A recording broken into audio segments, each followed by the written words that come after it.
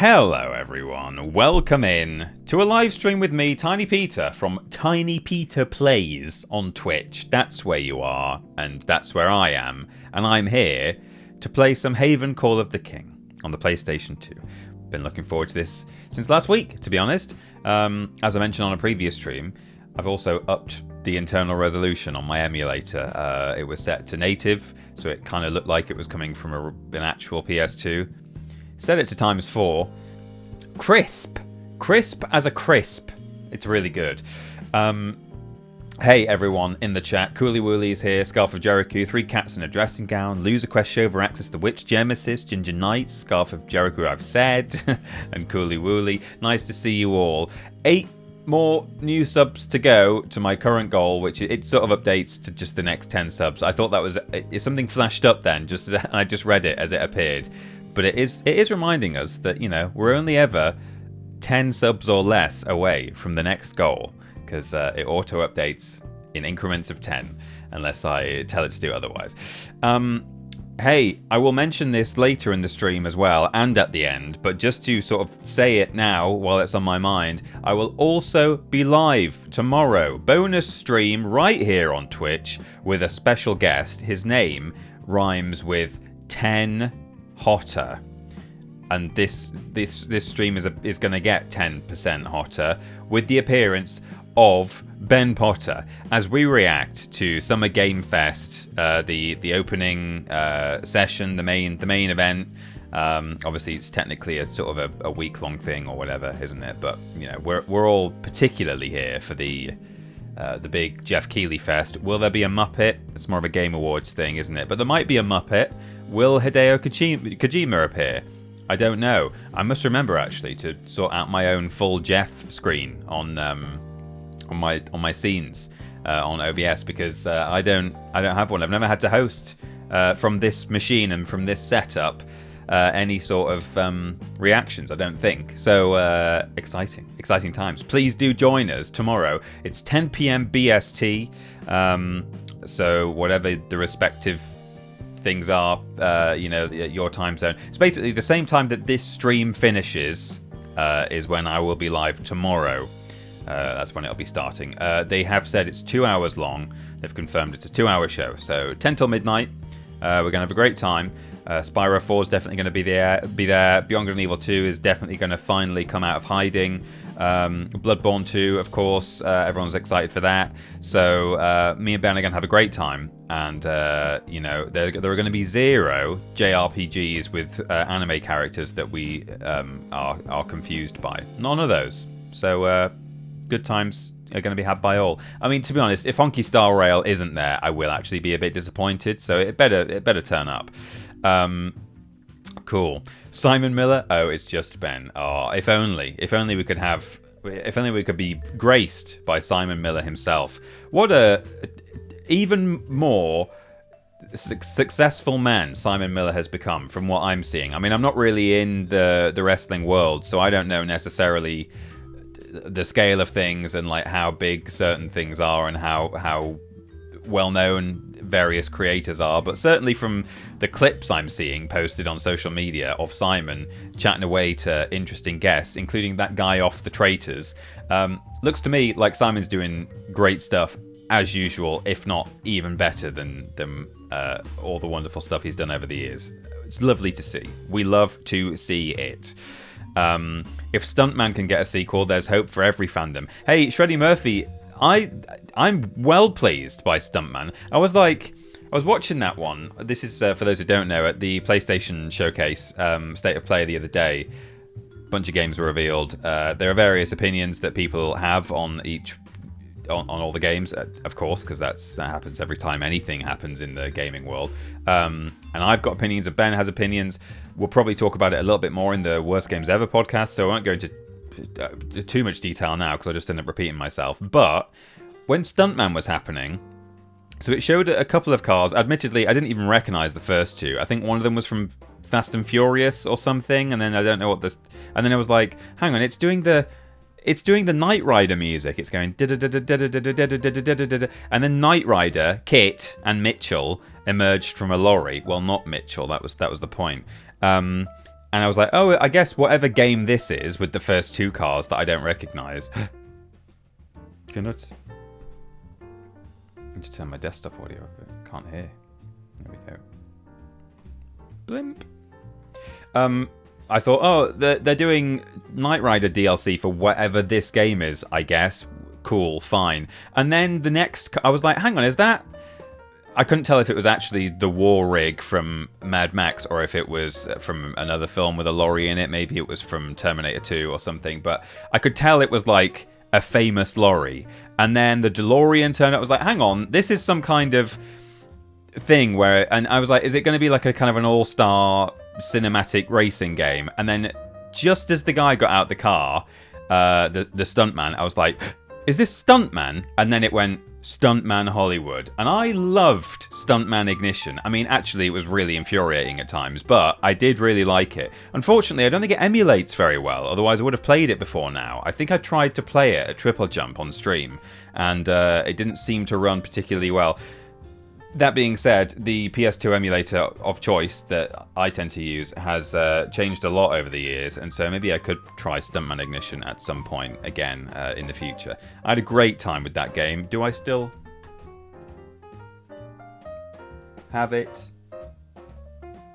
No, but I did have it for many years, and I clearly got rid of it.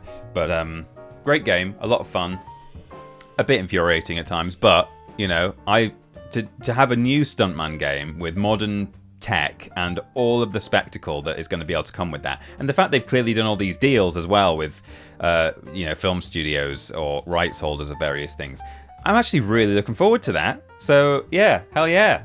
Did I play the original? I didn't play the original Stuntman. No, I only ever played Stuntman Ignition. But yeah. I think it was Death Race, but I thought it was Mad Max for a second. Oh, was it Death Race? Okay, cool. But, TP, we are muted and couldn't hear the message. Oh, how bizarre. Oh, yeah, my desktop audio is mute. Oh, I know why that was. I recorded a thing with Ben and Mikey the other day and had to mute my desktop audio. Anyway, no matter, because I was going to repeat the message anyway once I was done gabbing on about Stuntman. Here it comes again. I understand you're quite expert in the collection of canuts. Hello Tiny Peter, how are you? How was your day? Lovely to see you streaming. Hope you're having a wonderful day. Thank you, Stephen, for the bits. Sorry that you guys had to listen to me, or not listen to me, just sit there in silence for about 10 seconds while I thought that was playing out. But yes, Stephen, thank you for the bits. Really appreciate it. I have had a very nice day. I'm glad that you're... happy to see me streaming, and yeah, I'm looking forward to playing some more Haven. It's going to be good. I'm really glad we've started Haven now. It's going to be a good time. Cool. So, Tomb 3 will definitely be announced. Yeah, well, you never know. Stranger things have happened. I mean, it is a fair point. Whoever it was who said, if Stuntman can get a sequel, then, you know, anything can. I don't know if they said if anything can, but it's true. Where is it? Shreddy Murphy, if Stuntman can get a sequel, then there is hope for every fandom. Yeah, no, anything could get a sequel. There have been sort of leaks, I guess. I don't think it was intentionally revealed, but there have been leaks about Super Ukulele Kart, which... Alright, cool. I hope it's good. I like a kart racer. Do people want that? I thought Ukulele kind of died on its arse, and then they like did a remaster thing, which is kind of just the game again, but with tweaks. Hope you've had a lovely day. All my meetings got cancelled, so you've had an absolute banger of a day. So, I don't know, maybe people do really like Ukulele. I played it at the time, didn't finish it, because I was like, you know, I see what you're doing here. You've done a lot of things well, but I'm also not, like, absolutely wild about it. I edited a review that Simon Miller did for What Culture at the time, and that is where... I think that's where you can play it, your mum can play it, and probably even your nan can play it. I mean... Not straight away. Like, you have to teach her the controls first. She's not going to, like, pick it up and immediately be able to be really good at it. I mean, it's not like NASA send you to the moon on... It's not like day one when you join NASA. They send you to the moon. You have to build up to it over time. he sort of goes off on this wonderful Miller tangent. It's one of the classics. There are several classic Miller tangents, but that's one of them. The re-release of the original ukulele did improve a bunch, but it still has some issues. Okay, well maybe I should have gone back and given it another try, because yeah, it had some issues at the time. But to be honest, some of the issues I had with it were not so much the kind of quality of life things that were probably tweaked in the re-release. It was just the overall design. Like, as much as I appreciate Banjo-Kazooie from afar, I'm not as into the really sort of wide open world, in big air quotes, because it's not open world, but relatively open world design that you get in ukulele and banjo and stuff in terms of collectathon. I know you could argue that Spyro is actually quite open, but I think Spyro is on the scale of a scale, no pun intended, on the scale of a 3D platformer, is still kind of open linear, if you like. Like, yeah, there are some big open worlds, but you're usually led down a sort of broad corridor. Spyro 3 went a little bit more open than 1 and 2, but yeah, I don't like being dropped into a world and just seeing loads of stuff all over the place that I can collect. And like, over there, there's a bit of a jumping puzzle, and over here, there's a little quest I can do, and then there's a racetrack over there. It's like, no, I can cope with it. I can deal, but I much prefer my 3D platformers to be Crash Bandicoot style or early Spyro style than Banjo-Kazooie style. As I say, I totally appreciate Banjo for what it is, but it's not for me in terms of peak. And that's what ukulele was inspired by. So that kind of stuff probably wasn't changed in the re-release, I imagine. I want the rumoured Infamous remakes to be true, but alas, I didn't really get to play Infamous properly at the time. I was more of a prototype boy, but I could kind of see that Infamous was, you know, maybe even the better game. Prototype was a bit moody for me. Like, I really enjoyed it, and I put hours and hours into it. But sort of by the time I was done, I was like, oh, okay, that was a bit much by the end. They got rid of the expanding worlds thing. You just had the whole world ready to go, which was better, but they're still far too big. Although they did have quick warping across the map, which helped. You're like, okay, well, that's something. Yeah, I like that. Doesn't have a really silly name. Are we still... Sorry, I'm reading chat probably out of order here. Are we talking about the ukulele cart there? It's called Super Ukulele Cart, I think. It's not been officially revealed yet, but, you know, images and information have been leaked. Anyway, before I get too distracted, thank you, Cheese's Life, for the bits. Pleased to hear that you've had a banger of a day and that your meetings have been cancelled. That's great news for you. Very happy for you. Thank you again for the bits. Have we already started planning the charity stream before Harry Potter? I think Pride Month is a good time for that. Pride Month could be a good time for that, actually. I mean, you know, there's no bad time to raise money for a LGBTQIA plus charity, but, you know, yeah, Pride Month could be a good time. I mean, the idea was to do it kind of like just before, in the slot of the week before when we start Harry Potter, and I wonder if... I mean, we're going to start Crash Bandicoot 4 on Monday, and that's going to take multiple streams. Possibly Haven might be done by the end of Pride Month. Yeah, we've got... If I can get through it all in the next... today and then 2 more sessions time, then potentially... on the last Thursday of the month, we could do the charity stream. In fact, the last one could still be Haven, couldn't it? We don't have to do a different game for the charity stream. I could just do it on the last session of Haven. It also happens to be a charity stream, maybe. And then when we're done with Haven, we could, at that point, maybe hop into PS1 Harry Potter. I kind of like... I've mentioned this recently on another stream. I kind of like... I didn't fully put the idea of playing Harry Potter... away to bed. You would say table it in the UK, but in the US, tabling something means completely the opposite. Or is it the other way around? In one of the countries, which I think is... No, in the US means if you're going to table something, it means you sort of like put it aside for now. In the UK, it's like you table something like in a committee meeting, and it means you're bringing it to the fore. Anyway, that's semantics. I wanted to, in the US sense, maybe table the idea, because since all the stuff since Harry Potter's kind of like re-entered the limelight a little bit more recently because of the new TV show that they're doing, there has obviously been a bit more kind of It's a sheep. discussion about the franchise, and you know, like whether supporting it in any sense is, you know, a really bad thing to do. And I can see the argument in favor of that. I can see the arguments against that, and you know, then add into the mix the fact that you know, it's one thing supporting a brand new TV show that's going to make a load of money. It maybe is another thing playing some old games that I already own and I'm going to just emulate. You know, that's certainly better than watching a TV show. But am I still saying, hey, here's Harry Potter on camera? And how bad is that? I don't know. It's a really, really complicated... Some people would even say it's not complicated. That's the difficult thing, is that some people feel so strongly about it that the fact that I'm even hesitating probably makes me the worst person on earth. But I'm still on the fence. And I know when I polled the community about it early on this channel, almost everyone said, I wouldn't have a problem with you playing it. She's not going to benefit. We know what your thoughts are. And especially if you did a little trans... not even little, an ordinary trans charity stream, then great. So I'm probably still there with that, but that is the reason why we've not jumped into Harry Potter sooner. Because when I first started streaming, it was one of the games I really wanted to just go straight into. I know how popular the original playthroughs were back at Triple Jump, so I was like, I should start early-ish with some Harry Potter, but as time went on, I was like, do I want to? Yes, I think I still do, but I'm not sure. Anyway, those are some thoughts.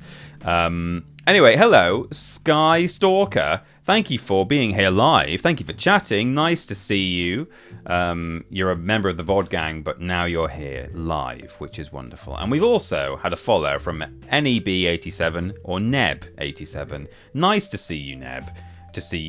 Nice. Thank you very much for being here. I went to school with Sam Antics, and I graduated with Tay Bullet. Tay Bullet. Okay, yeah, sure. I was like, what's that? It isn't simple at all, especially as you aren't trans. It's not that you can talk for the community. Totally understandable that it needs some thought. Yeah, sure. I think she's a bit of a twat, but I also think there are lots of things out there I would never enjoy anymore if I found out every horrible thing about the creators/owners. I mean, that's probably something, is that, you know, Harry Potter taking the creator aside entirely, but just if you happen to be a fan of Harry Potter before all the unpleasantness, that has suffered because of what's come out about J.K. Rowling. Whereas there are probably, as you say, Shreddy Murphy, loads of other franchises that, you know, there might be equally or even worse opinions shared or had by creators of those things. But the franchises in question have not suffered yet because those people haven't come out and said bad stuff. So it's the evil world we're living in, or something, right? I believe. So anyway, that's a very rambly start to the stream. But you know what? Sometimes you got to do that. You got to ramble. So in we go to... Yeah, Neil Gaiman as well. That's another one, RV Kramer. I really like Neverwhere, and I was hopeful that one day we might see another Neverwhere adaptation. I liked what they did on the TV show that was kind of made in parallel with the book rather than adaptation of. But then he went and did terrible things, or things... Certainly accusations came out, and I obviously... To be fair, you know, I don't like to comment on stuff unless I know that, you know, things have been proven. I'm not suggesting that I don't believe that those things are true, because you should believe, you know, you should put the faith in a victim if they say something. But I'm just, I got stung once, is the thing. I once posted immediately in the aftermath of someone... Why is the game not showing? Hang on, let me... some stuff came out about someone once. Who was it? Someone famous. And I was straight on to my soapbox saying, this is disgusting. You know, I liked this guy, and now this has happened. Anyway, then it turned out to be not true. So that's why I'm sometimes a little bit like, okay, I probably don't know enough details about the Neil Gaiman unpleasantness to comment on it, so I won't comment on it too much. But what I can say is that, true or not, he's certainly been, at the very least, tainted by said accusations and potentially said behaviours. And as a result, Neverwhere is tainted for me. And he was supposed to be writing a sequel, and I don't know if he's maybe just decided not to because they probably assume it won't sell. Anyway, was it that Star Wars fella, says Boring Loner. It was that Star Wars fella who has continued to go off the rails by the sounds of things, but I think immediately when the episode I'm talking about, and I don't mean the Star Wars episode, I mean the episode of controversy. Let me just sort of let's just, while I'm chatting away here, why don't we at least try and find these silver keys rather than just jump into an action sequence halfway through where we left off last time. Yeah, there was an earlier episode of supposed or seeming unpleasantness.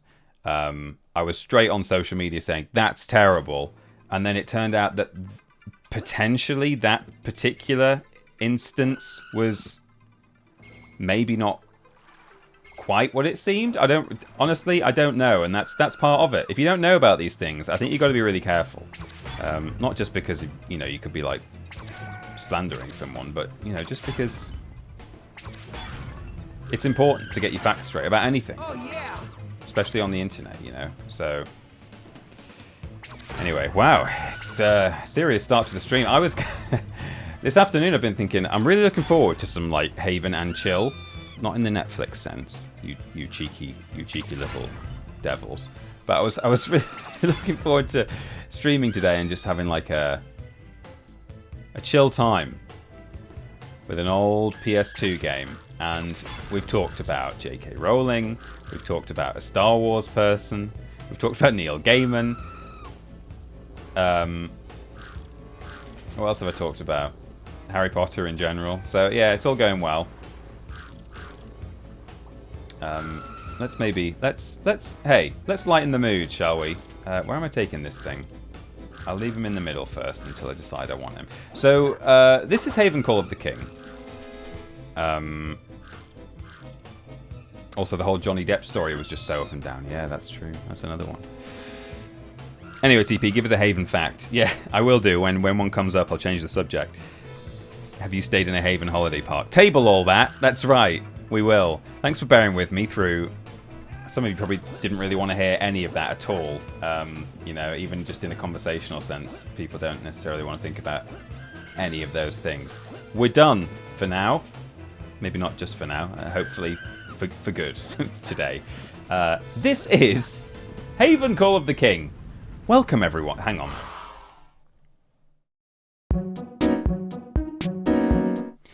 Hello everyone and welcome to a Haven live stream. We're here with good vibes and happy times, and we're going to get some silver keys. Welcome.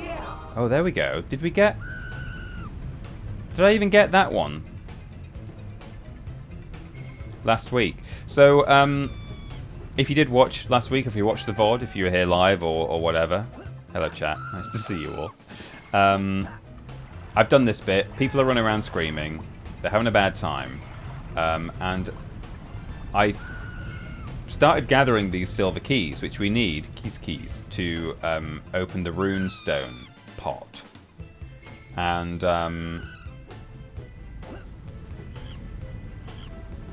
I thought that in the next little sequence as well, when we're jetpacking, and maybe even when we get on that speedboat, that is where we'd be able to get some of the silver keys. But as it turned out, that was not the case, and we ended up not being able to get all the silver keys, and we moved on to the next segment without having grabbed the runestone. So that is why I've now quickly backtracked to just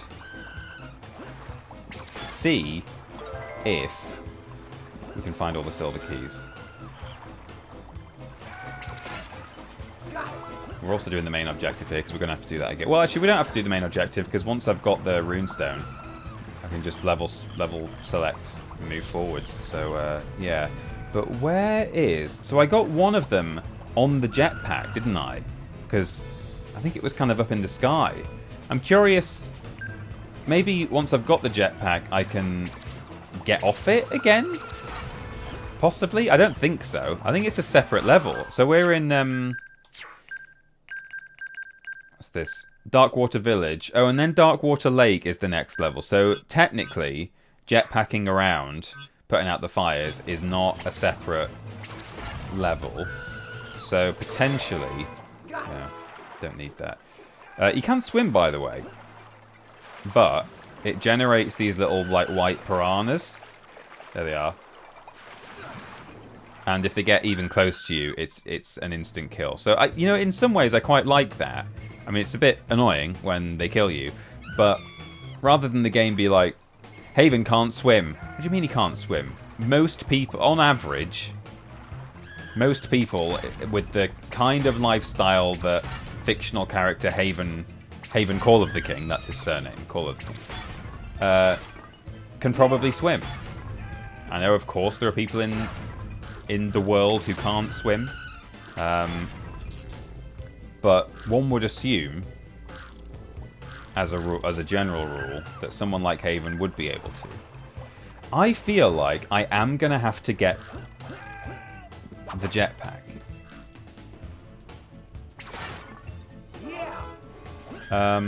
Because where are the rest of these keys? They must be up in the sky.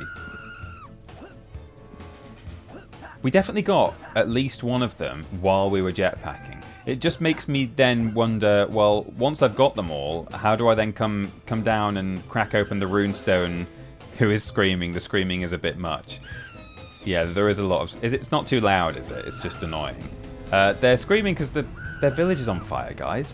Show a bit of goddamn empathy / sympathy. Right, so we've got this one already. That's now a heart. I feel like we must... Oh, there's not a key in there, is there? Is this an asset from A Bug's Life? There was a giant glass bottle in A Bug's Life. It's still made by TT Games. No, it's not. Speaking of which, Traveller's Tales. Have you guys seen that there's that Toy Story pack, like Roundup, re-rounded up or something? I don't know what it's called. It's not called that. Where it's like 6 Toy Story games. The screaming is her echo location method for finding missing keys. Never heard of this till now. Is it like Fable before there was Fable? It's not much like Fable, really. Okay, I feel like I've definitely looked all round this village, and there are no more silver keys. So I think we're going to have to jump in the jetpack and just hope that... I am not an animal. I am Crash Bandicoot. Raiders! Hello. Welcome, Raiders. Nice to see you. So I'll just finish what I was saying, and then I will properly greet Lord Brotovich's Raiders. All 10 of you. Thank you so much. Welcome. Nice to see you. But yes, I think surely... Where are they? I think I'm going to have to get the jetpack, get the keys, and just hope that I can then bring the keys down to the runestone pot and break it open with the jetpack on my back, because there are no more silver keys in this village. They just aren't. Right, how many of these do I need? 4. I've got 4. I need 5. I think the last one is over here. Okay. Welcome, Raiders. Nice to see you. Welcome, Lobrotovich. Thanks for being here. Thanks for modding, too. It's the King of Germany. Are Haven's dreads problematic? His sort of... I think they're cornrows. I mean, that's actually a bit of a debate, which again, I know absolutely nothing about and couldn't possibly comment on. But I've heard some people say, and I don't know if it's true, but that at least dreadlocks, maybe not cornrows, but that dreads were... that hairstyle has been used by various other cultures of assorted ethnicities, and therefore it's not necessarily fair or correct to say that you're appropriating my culture by having that hairstyle. Yeah, right, there's a key in the sky here. We have to be using the jetpack to get these keys. For sure. It's just a question of, like, where are the rest, you know? The one on top of the crash site? No. But I don't know. I don't know if that's true. And it's probably not even something we should even... It's not even a can of worms we should then necessarily open on stream. But just while it was on topic, I thought I'd mention that. So, in short, I've heard from other people who may or may not be correct that it might not be fair to say that someone like Haven having certain hairstyles is inappropriate. I don't know. Yeah, I was just joking. As a white man, it's not my place to say anyway. I don't know. Yeah, whatever. Okay, well, at least it flashes, giving us the option to... I don't know. It might just crack open if I have all the keys. The fact that some of them have been, like, way up in the sky tells me, for sure, we have to use the jetpack to get them. It's just a question of where the hell are the rest of them. If I check every building, every rooftop, you'd feel like... It seems like there'd be one up there, but there isn't.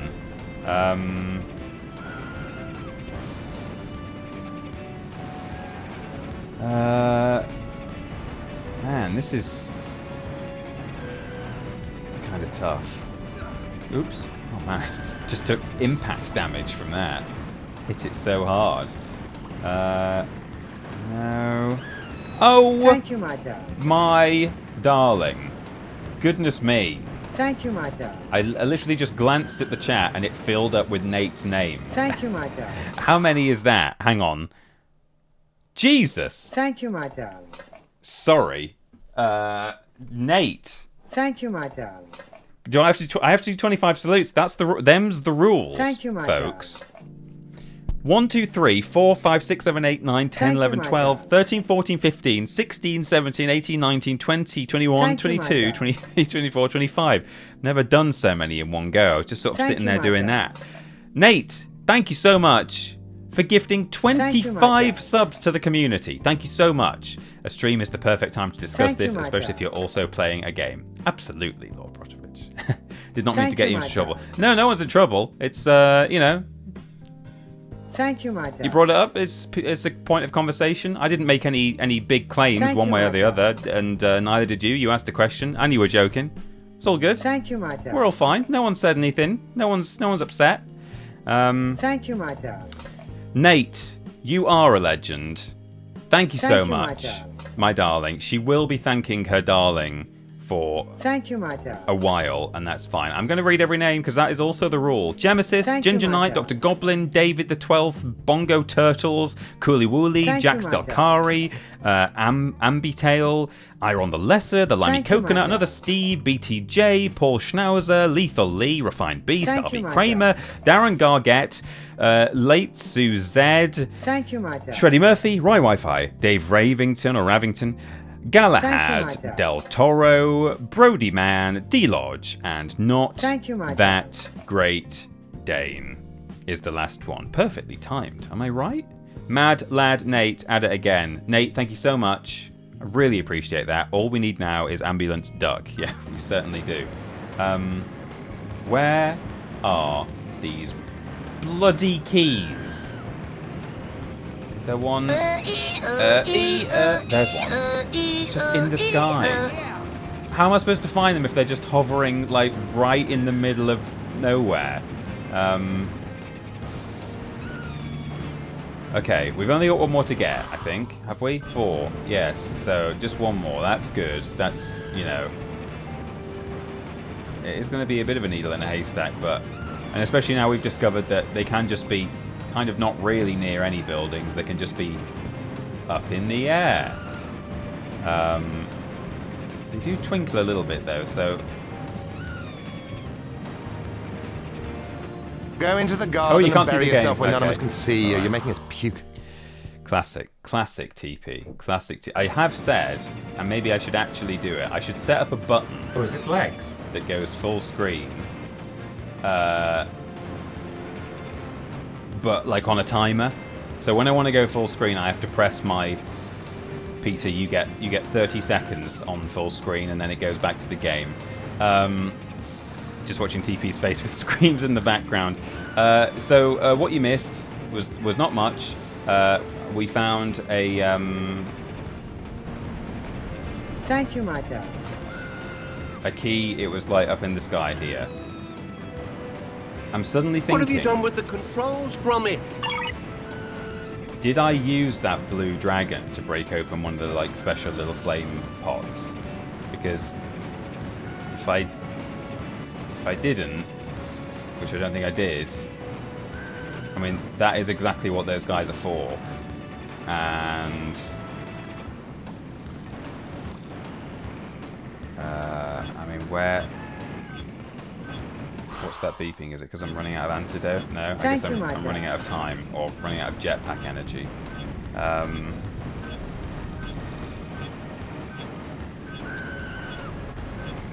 just looking to see if there's a little flaming pot. Don't remember me making the shield dragon, the little tiny blue guy, I understand your sort of follow me and then crack something open for me. Okay, he blew up. I don't think I did.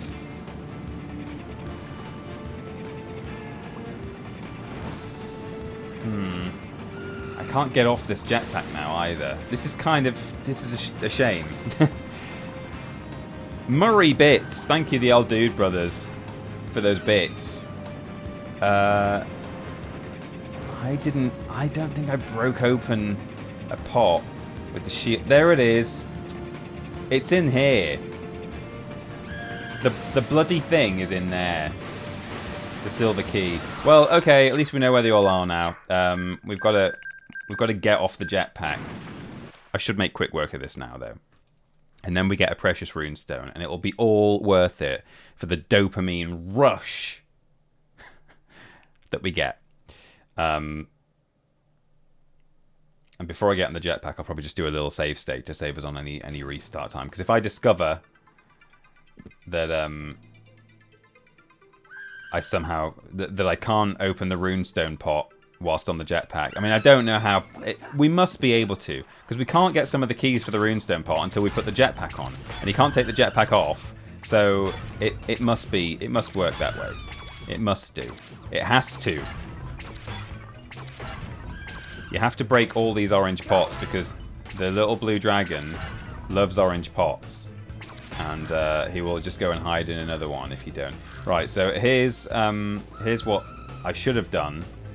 He follows my shield because he loves eating shield energy. I hope you're enjoying all these screams, by the way. Is he still coming? No, he sort of travels just slightly too slow for Haven's run speed, which we love in video games. Right, I'm not pushing up on the thumbstick quite as much. Right, so now I need to find... Where was that pot that I just found when I was on the jetpack? Back here? Yes, okay. Here, boy. Up you come.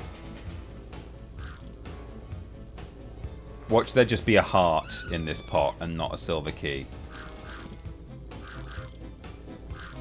It's got to have something special for me to have to do this to get to it. Go on. Silver key. Okay, that's one. And there's one other one somewhere, wherever it was, up there, maybe, on those stairs. And we have to get all the feathers again to ring the bell. Ding that bell, everyone! Look at the hype train going as well, thanks to Nate's... that's for one of those. Level 6. It's not often you see level 6. Shane Muck, 1986. Thanks for the sub. 5 months. Really appreciate that. 5 months. That's a long time. Some of you guys have been subbed now. I mean, I know we got up to crazy numbers at previous ventures of various kinds, but you know, you gotta restart sometimes when new channels are made. Okay, smash that. Oh yeah, the other silver key is. So hang on. There's one that was like the one that you guys missed. It's there. So there's one there. Then there's one on top of, like, 2 of the buildings, I think. So that's 3. So we need 2 before we put the jetpack on. And one of them is in that shielded pot, isn't it? Like up behind there, or behind another area. I'm getting used to the endless screams, which is a dark statement to make. Yeah. There we go. Oh, yeah. Right. We've got all the keys we can get on foot now. How many feathers have I got? 3. There's 1 feather at the end of that pier. Excuse me, excuse me, excuse me. I'm actually finding them quite calming. It kind of puts your own life into perspective, doesn't it? If you think about the fact that these people are screaming because their houses are on fire. Your house is not on fire at the moment. I certainly hope it's not. Please don't watch the stream if your house is on fire. That did actually happen once. I was going to cover it on my channel. This is interesting. youtube.com/thatpeteraustin. @thatpeteraustin, actually, because YouTube has added ats. If you want to learn about interesting things. I was going to do a video about the fact that there's just this like weird little newspaper cutting from some local newspaper that someone put on the internet that is a true story that I can't remember if it was in the UK or the US, but this family sat in their house while it was on fire because they didn't want to stop watching an episode of like the soap opera that they were watching. So they were watching some soap. Their house caught fire. And they sat there while the house burned, and eventually the neighbours phoned the fire brigade, and when the fire brigade came round, I think they went back into their burnt house to like find out what had happened on the TV show or something. I can't quite remember the details, but anyway, that's basically all it was. It was like a single, like the story is just the story, and even the newspaper cutting is only a couple of lines. So I was like, well, I can't do a video about that, but you know, it's true that this family just sat there while their house burned. Is it up there? Oh, there it is. It's up on this balcony. The last feather. What were they watching? Hell's Kitchen. Must have some kind of mental health issues, surely. Well, I mean, there were 3 of them. I mean, I know obviously you can have hereditary mental health issues, so. And you know, maybe it wasn't like an absolutely blazing inferno. That I mean, you should obviously always evacuate your house if there's a fire that you can't fight. But you know, I'm not. It doesn't. I don't know if the roof was falling in on them like big burning beams and stuff. But their house was on fire and the fire brigade was needed, and they just sat and watched the telly. Oh, saved. Well, it's too late now. If we somehow fuck up again here, then we're just going to move on. But I'm pretty sure it's all going to be fine. So we quickly. In fact, it auto-saves when I get a runestone. So even if I spend most of Haven's jetpack fuel collecting keys now, which I won't do because I've already got 2 of them. Hang on, just missed that one. But even if he dies, we're not going to lose the runestone. If we've got the runestone and his jetpack blows up, then we get to keep it because it just auto-saves. Right, so the other one was on top of some building somewhere. Was it on this chimney or... Yes. Right, 5 keys. Now surely it has to let me open it with a jetpack because I couldn't have got all those keys without it. Aha, I just sort of drop on it. I just like slam down. Yes! Okay, let's try putting fires out. It might be. I'm almost tempted to. In fact, no, we don't have to do that. We can just move straight on to the next bit. So Haven puts all the fires out, and then this happens. Because we did do that on a previous stream, so you're not missing anything. Just watch the VOD. Chat from Brody Man there, thanking Nate. Welcome to the chat, Brody Man. Nice to have you. Welcome to the subscriber flock as well. That would be a great YouTube short. It would actually. I've got. This man, so I wasn't sure where the cutscene would start, but basically the man in the boathouse said, oh, if your friend is locked up in the castle, Sure, you can borrow me boat. Thanks for putting the fires out. My boat is not much, but it'll probably get you across the lake. And then it's this, like, epic speedboat.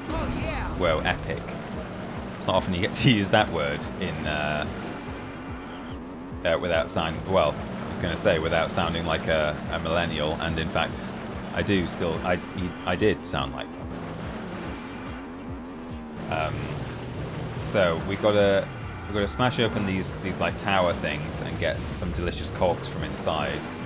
Whoops, because that will allow us to open the little drawbridge. Oh, whoops. Do I have to approach this from a certain angle? There we go. Got it. Oh, okay. You can't actually get beach. You can just come to a complete standstill with this boat on land, and it can still just drive on land, but I like the illusion of more like, no, I'm building up just enough momentum to get over these islands. There we go. It's an easy little bit. So we now take this to the sort of sluice or something. There we go. We've docked the boat. That's all we needed to get across. Right, Wi-Fi says thanks for the gift sub, Nate. That's nice. Think of all these people you're making so happy, Nate. You're doing the Lord's work.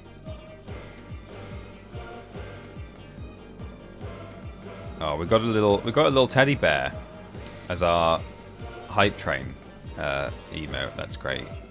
Cheese is life. That cow emote's lovely. Winnie her. Love that. Cheese's Life has gifted a sub to Iron as well. I've been so distracted today, chatting away and not looking at stuff and I've been all over the place. But Cheese's Life, thank you so much for gifting a sub to Iron. That's Iron and Iron the Lesser both got gift subs today. Fantastic.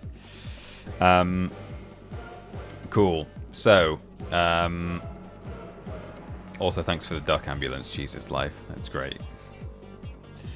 Right, okay, I'm pretty much caught up on chat there.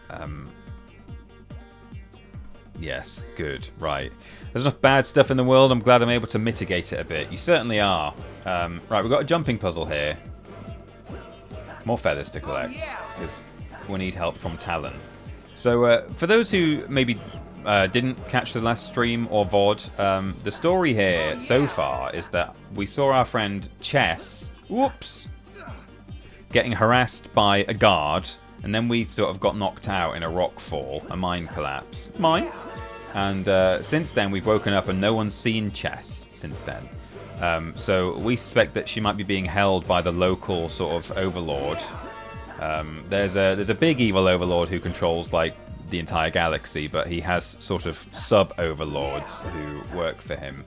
And, you know, they run, like, little castles and stuff. Oh, I just clipped the water then. That's unfortunate. Yeah, this is the castle of one of them. Beautiful, I mean, frightening supervillain style, but still beautiful design by Rodney Matthews. Great stuff. But we can't really get in from here. We need to be able to get higher up the battlements. So we're gonna need assistance from our boy Talon again. There we go. Let's have some more antidote here. Ding that bell! His name is Elon Musk, the guy who lives in the castle, yeah. Oh, I remember this. This is like a weird... There are so many like little mini games and gimmicks and strange things in this game. Here's just a sort of odd moment, but I really kind of like it. I find it very satisfying. The sound is interesting. It's not so nice, but what we have to do is fun. So this is basically like... It's like a little window dresser's platform. Window cleaner's platform, a little bit. But as you can see, it's swinging a little bit. And actually it will swing if we walk, and it creaks. But we have to swing it.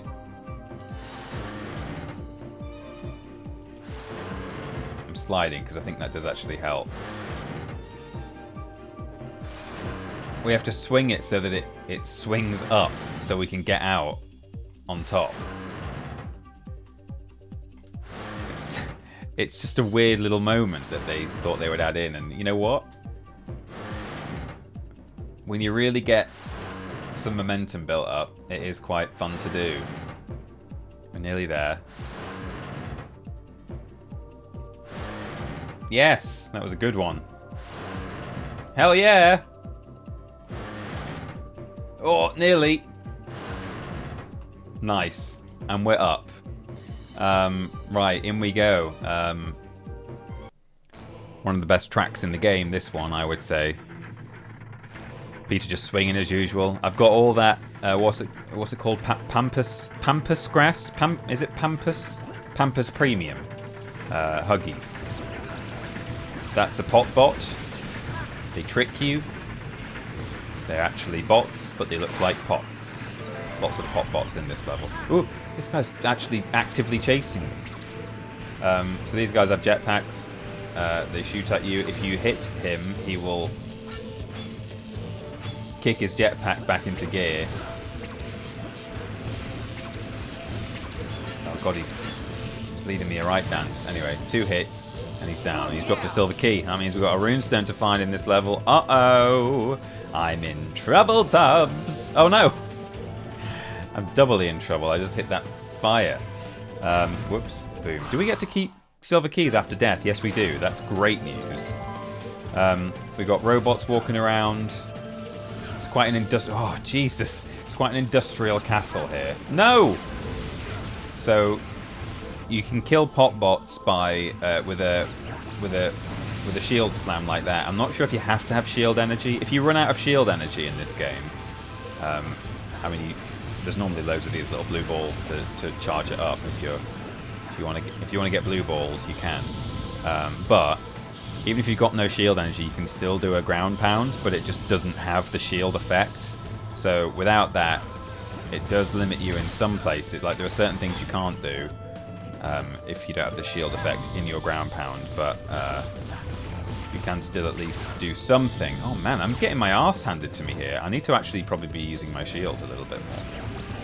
I'm not really in the habit of using the shield in this game, generally. But oops, but there are moments where you probably should definitely use it. You can crouch and just put the whole thing over you like that, which is kind of cool. Hot pots in your area. Yeah, looking for love. So if I stand here and hold it... Oops. I mean, walking into the fire is not going to... Oops, it's not going to help, but...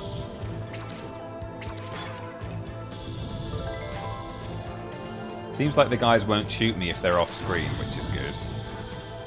Probably if I kill enough of these blokes, I'll get a silver key from one of them. Normally it's not like necessarily that one of them in particular has the key, it's that you have to kill... Whoa, I forgot you can do that. Yeah, if you swing and then hit shield, you can sort of Crash Bandicoot a little bit. Man, I totally forgot that that's an option. Right, this button turns this spicy floor off.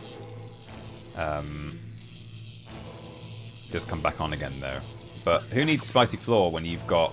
Oh, well, I do if I can't do the sharp corner there. But I'm trying my best.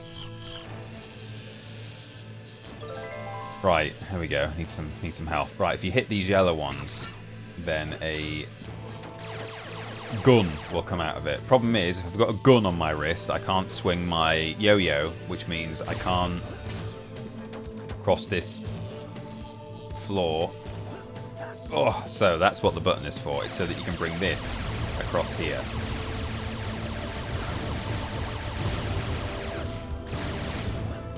Silver key from any of you? No?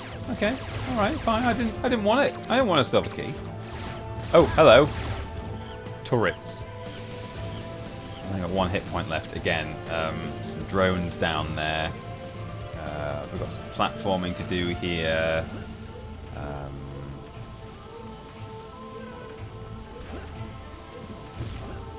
This music, said it last week, I'll probably say it on every Haven stream, composed by the 2 men who wrote the Stoke-on-Trent song. Would you believe it? Would you credit it? I might slightly adjust my sound actually, and just sort of. Oh, it even shows it as being down a bit. Just bring the music up a touch because it's such a good soundtrack. This game, one of my favorite video game soundtracks of all time, and you know, it sucks that this game is basically a bit of a commercial failure. I wonder what its critical response was, even if it didn't sell well. Metacritic. Haven Call of the King. 69. Nice. 69%. User score 7.3. So, you know, by no means a dreadful game. And I imagine that average was formed of, you know, some higher scores as well. Some maybe a few like 80s and. Oh, pop bop. You can see that it's a slightly different texture. Right, the reason I'm still in this area is because I want to look for, I just want to see that I'm not missing anything. I don't think I am. I think you pretty much just come down here. What does this actually say, this hint? Generators will help you progress. You need to backtrack to get to this ledge. No worries. It's funny actually, thinking about the development of Haven, that these guys. All right. Fuck you then. I don't need to kill you all. I just wanted to, but now I don't. And now I don't want to. So I'm not going. I do remember this level being quite oppressive in terms of taking damage. There are so many baddies, but you know, I just got to use that shield. I mean, that just bounced it back at the guy and killed him instantly. So that's great. I just need to use the shield more often. Right, this is a corridor absolutely full of turrets, but this is also an invincibility power-up. It also makes you invisible, but they can still see you and shoot you. So it's more of it is invincibility rather than invisibility.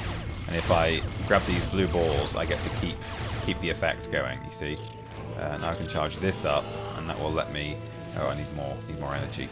See, my blue bar has run out, but I can grab some more of these. But yeah, with this Toy Story thing, this collection of Toy Story games that are being kind of, I mean, it says they're being remastered. I don't know to what extent that's true, or if they're just being emulated on the console of choice. Maybe they are being properly remastered. I don't know, but it comes with like some making of stuff apparently, and John Burton, who we actually spoke about on a previous stream, was there. They showed a little clip of some of the people from Traveller's Tales talking about the making of, I think, Toy Story 2 on PS1 is what they're referring to. Oops. And it's just weird that like I think I was talking about him on last week's stream, and the fact that he's got a YouTube channel where he talks about the development of various Traveller's Tales games, including Haven. And then there he was, less than a week later. Right, these guys have respawned, I think. Oh, I've got no shield energy. I was going to say, but I don't mind because I'll just come at them. But I do mind if I don't have a gun and I don't have much health. I need one or the other, so I'm going to get a gun. I've got no shield energy, so.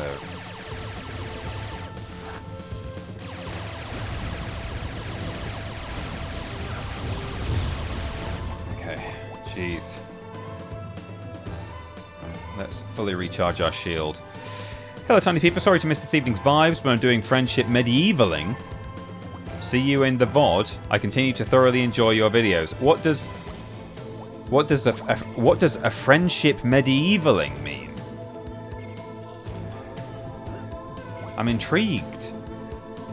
Amalia might not be here now. She may have already left to go and do friendship medievaling, but if anyone else in the chat knows what that is, maybe that's just a term I'm not aware of.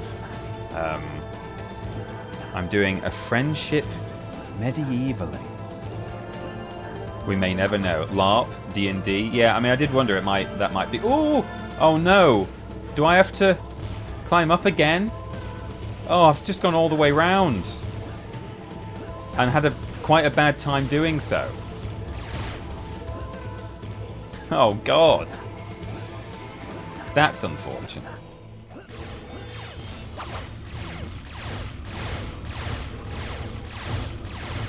That's really important. Fortunately, all the guys will be dead, though, between here and there, so I don't have to do all the guard killing again.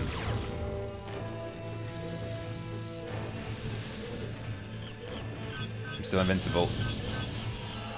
I lived, bitch. Okay. Oh, he's back! Oh, maybe they do respawn. Okay, that's fine. I trust that the things are still powered up, that the lever has been pulled. It must have... Just give me LARP vibes. Yeah, I'm just not... I've never heard of evening LARPing. Although I'm assuming, you know, I'm making an assumption there about time zones. I'm not sure where Amalia is based. Ow! Oh, I'm doing it again by accident. Okay. Doing the spinny thing. But I'm sure LARPing does still take place at night. It doesn't have to be a daytime activity. Right, let's go over here. And then let's press the button and run over here. Get some health. Like a Renaissance fair, maybe. LARPs can be a full-on day and night thing at some events. Yeah, no, I do have a friend who LARPs, and he's done overnight stuff where you have to, you know, you have to pack a tent and stuff, and it has to be a proper tent. It has to be like a tent that suits the aesthetic of the area as well, or of whatever the LARP is. You know, the kind of the fantasy or the history style thing. I asked Google and it just got confused. Well, we're just going to have to wait till either VOD Squad or next week to find out. Right, to save your own...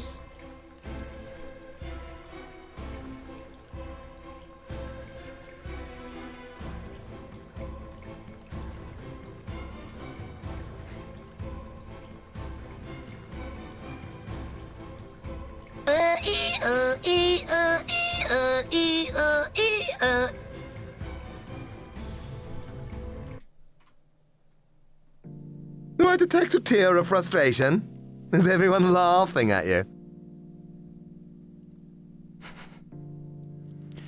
That's really bad what I've just done there.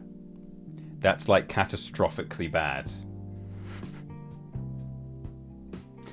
I just nudged the wrong key on my keyboard and loaded a save state from last week. I'm just desperately scrolling through. You can enable a thing on the emulator that will like allow you to sort of rewind through your own, like I would be able to just rewind my whole emulator there and go back to where I just was.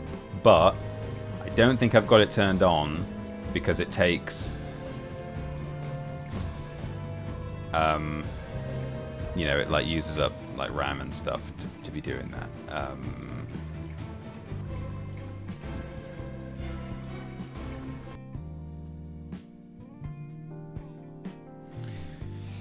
Well, I mean, I can be here. We're missing, I think we're missing the... Oh, actually, I wonder if it's writing to a virtual memory card, because I could at least load... Yes, what I'll do is...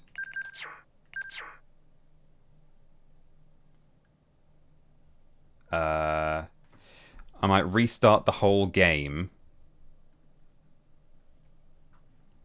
It might not be writing to a virtual memory card is the thing, but I will see if it is. Were we on... Should that have been our third rune? Oh, maybe that was our second. It said 2 out of something runestones. I'm trying to think if the one that we got today in the village was our second or third. If it's meant to be our second, then you know we at least we've got our runestone progress. I'll basically just have to do the swinging on the window cleaner thing again, and then I'll be back in the castle.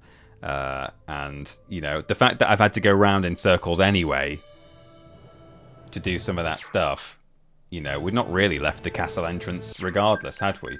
Load game. Oh, Dark Water. Okay, there we go. 3 out of 12. So this is what we want. Village was 3rd. I've got some progress. All I was trying to do there, ironically, I even said, to save you guys the headache or whatever it was, the phrase I used, I was just going to set a little save state so that if I fell off that platforming segment a second time, I wouldn't have to run all the way around the place. Because I was like, these guys don't want to watch me... Oh, we're straight in. These guys don't want to watch me like... Oh, we've actually not lost quite as much time as I thought, really. All I'm going to have to do is kill the guys in the corridor for a second time. And then backtrack round again so that we can go on the platforms that we're about to activate. In fact, I wonder if I can... Right, let's kill this man. Can I shield him instead? Can I get him to shoot himself?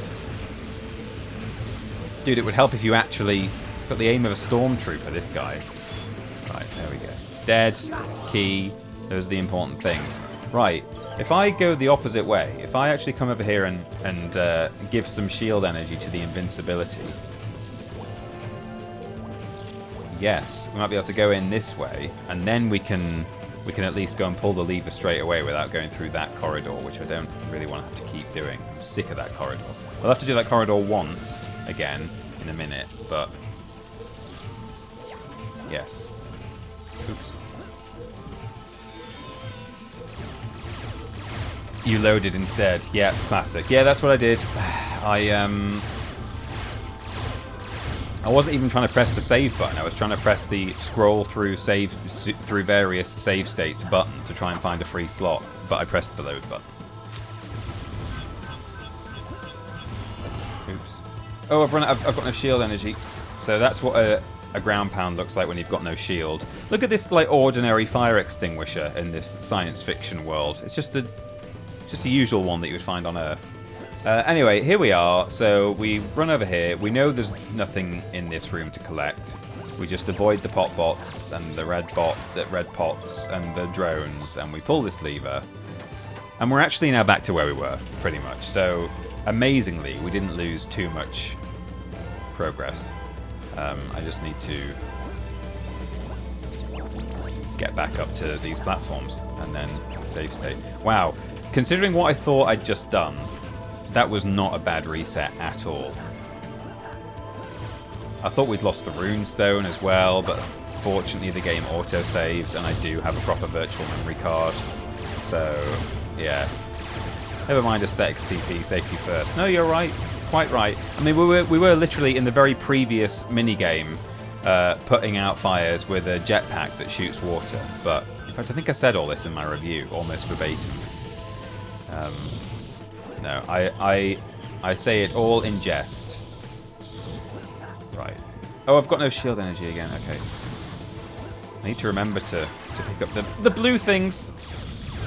Oh, dude, please.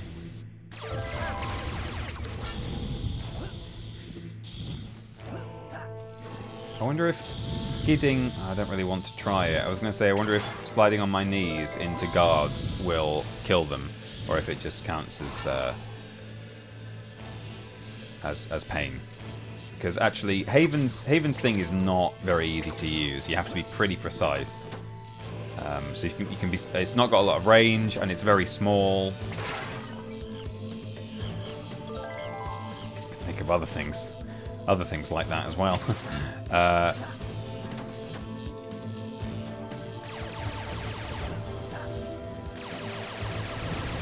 Nice! Cleared the room. Right. I'm going to fill up all my shield energy, because these things just respawn almost instantly. There it is. Right, there we go. And now, I'm going to very safely and carefully... I'm not going to use hotkeys, because I can't remember which is the right one. I'm going to use the in-game, or the in-emulator menu. Save it. I have saved it. Right. Because these jumps are actually quite tricky.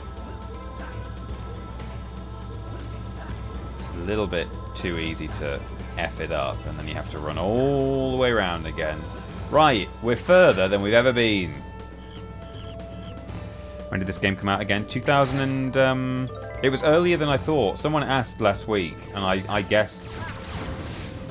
I took a guess, and it was earlier than whatever I guessed. First try soloed it, yeah. I can't remember what we're charging up here, but I'm going to charge it up. Oh, these moving platforms, I think. There we go. So they're moving now. I'm just going to grab some more energy because it's good to have.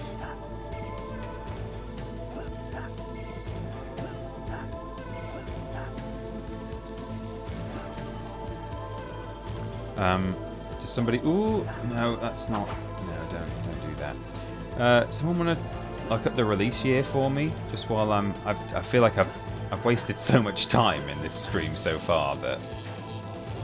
Can I just... Oh, well, sort of, but no, you have to wait for it to turn off. It tried to zap me through the shield.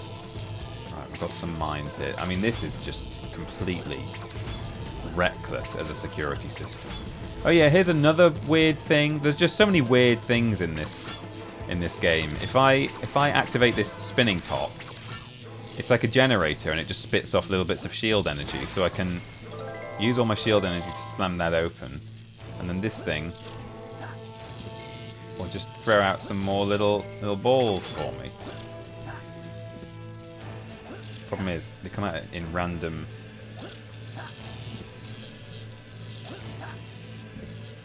In a random spot each time. Okay, there we go. So many little sort of strange ideas and mechanics and stuff in this game, and you know, a lot of them very good ones. Still strange, unusual, experimental. This game's quite experimental. Oh my goodness me, the furnace room. Someone open a window. Ah, okay. So what else? In kind of more serious guesses and hopes and dreams, rather than wouldn't it be nice if Tomb 3 turns up? What would you guys actually like to see, or what are you genuinely hopeful will be at SGF? I'm curious. You know, memes aside, jokes aside, what are you actually holding out hope for?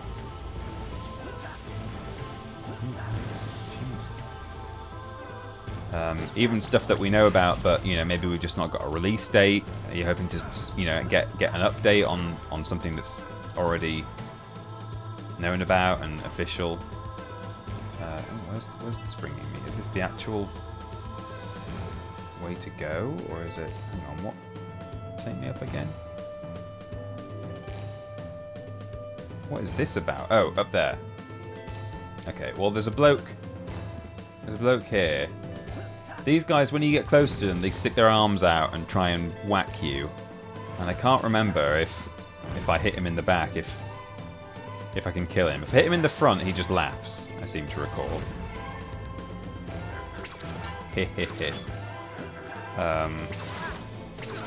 Okay, no. We can't... I don't think we can kill him. But that's fine. We got a silver key, which is what we wanted. Now we head this way.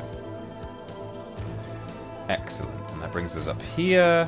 And we can jump off there. This isn't activated. Oh, okay, it is. It is. Fable is next year now. Yeah, I would... I'd love to get a Fable release date. I've got it. I have a little document in my phone, a little note that has various upcoming games I'm excited for, and I've got a list of games that are dated and a list of games that aren't. And Fable has been sitting for a long time on the list of undated games. So, yeah. I'm really looking forward to Fable, apart from, and this is a controversial thing to say because he's one of the nation's, if not sweethearts, then certainly people like him. I could honestly do without the Richard Ayoade bit. Just because it's literally Richard Ayoade as a giant. If he voiced a character that, and even if it looked a bit like him, but didn't just look exactly like him with his actual glasses, it's the glasses that really piss me off. that in this medieval fantasy world, he's just wearing some Specsavers or like, Thank you, my dear. Hello, designer frames. Tiny Peter and Tiny Chat. How is the platforming going? There've been some trials and tribulations today, DJ Jesus. As I said earlier in the stream, I was really looking forward to a bit of Haven and chill, and it's been anything but chill.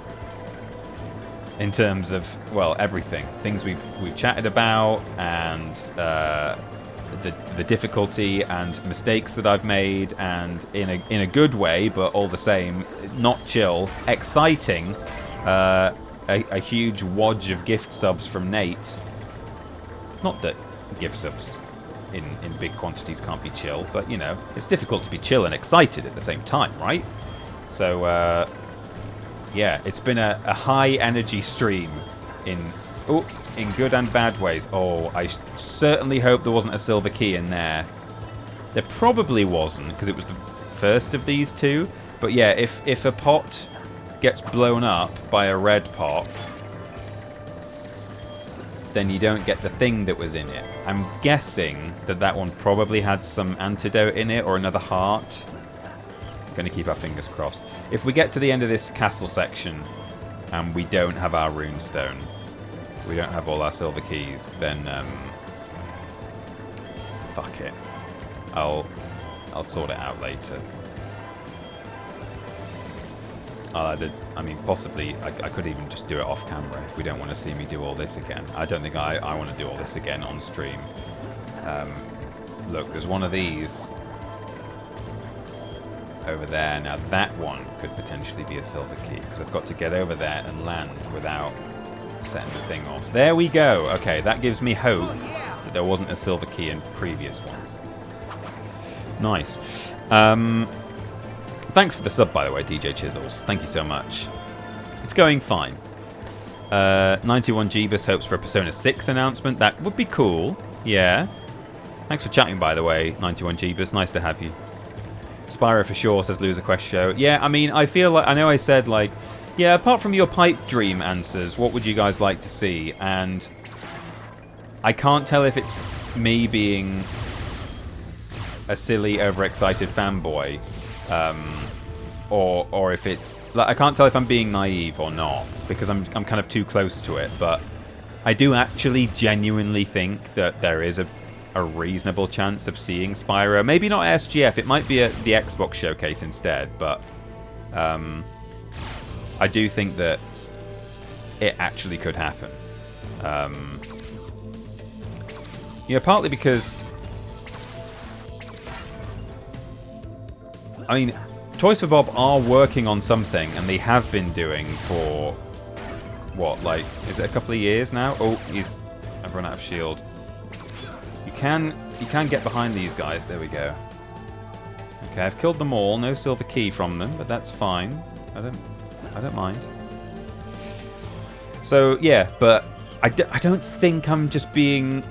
I don't think it's copium. I think there is a chance that Spyro could be there. Benson Boy would like to see Darksiders, some Darksiders 4. Okay, yeah. I've never played a Darksiders game, but my friend, I had a guy I used to collaborate with very early. I will remember to change this screen. I just don't want to have a chat while I'm in a tiny little screen in the corner. I will remember. Watch me. A guy I used to collaborate with really early on in my YouTube career, when it was literally just me working out of my bedroom. It wasn't a job. It was just I used to make content in my bedroom kind of thing, as a kind of a 17-year-old. Played some like Hogs of War and stuff. Did a let's play of that and that kind of thing. And there was a guy I used to occasionally collaborate with. We did some Minecraft together, and on his channel he did a full Darksiders playthrough. And so I saw most of Darksiders just on someone else's channel like that. That was Darksiders 1. Never played any of the others. Never seen any of them. I know that they've been a bit hit and miss in terms of reception and stuff, but yeah, Darksiders 4, you know, it could be the one. Hey, watch me. I remembered. 2002 people were saying, by the way, for the game, the year the game released, so that's good to know. Thank you to everyone who looked that up. Refined Beast is hoping for something about the next game from the Lies of P people. The Lies of People. Yeah. Cool. Knights of the Old Republic. Yeah. That's something. Resident Evil 9 DLC. Cool. With Ada Wong for the simping. Fair enough. Yeah. Oh. That's... How many keys have we got? 3. I'm assuming that this won't break, even if the red stuff goes off. Right, I'm hoping we can come back here to deal with that when we've got all the keys. I don't think we've missed one yet.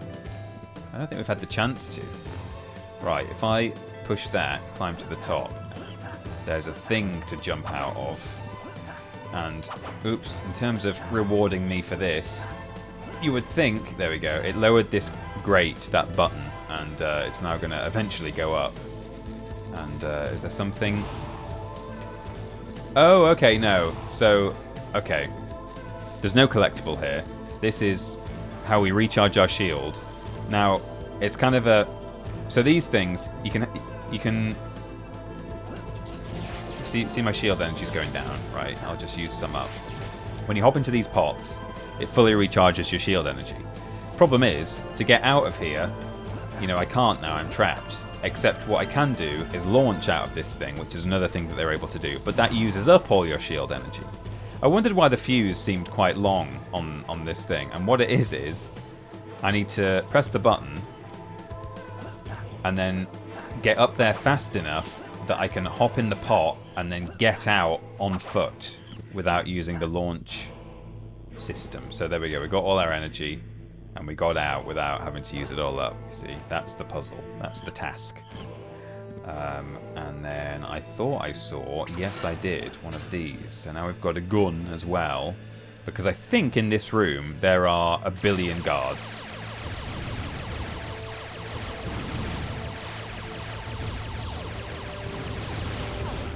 Can I slide on my knees?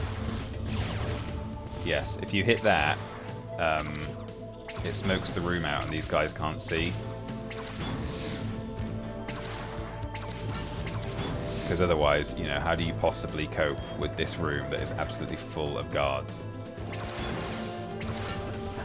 Oh, it's recharging. Oh, yikes. I'm going to go and get more gun. Got no health. Keep moving. Don't think you can shoot the smoke pot, though, is the problem. I think you have to physically whack it in some way. Don't know, I might be able to.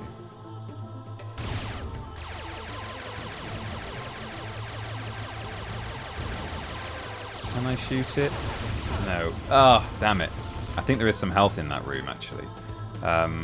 Well, I don't need to do this shield puzzle, for one thing, so I'm just going to jump straight back in. So, yeah, forgiving checkpoint, if nothing else. This is quite an ask, defeating all these guys. There are different coloured guns you can get in this game, different coloured, like, wrist-mounted weapons. And there's a purple one that kind of shoots stuff out in a big arc. Smoke the room out. There are some pots in here that I assume probably have health in them. Yes. One over here as well. Yeah, there's one that shoots out multiple stuff in a big triangle shape, which, you know, would be really good in this room. It would be quite satisfying, actually. So, it's unfortunate it's just a basic yellow one, but... what else have people said? You guys are so much more tapped into gaming news than me. BioWare's thing, yeah.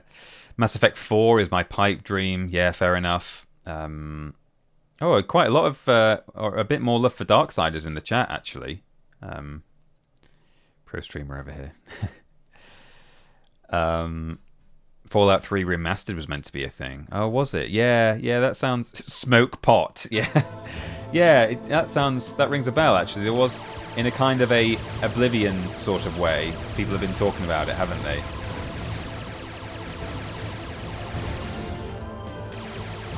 Now, you might wonder why... There we go. You might wonder why I'm trying to even kill all these guys, and that's because I suspect there might be 2 silver keys in this room. I think we've... What was that triangle button prompt for? Did it just ask me to press...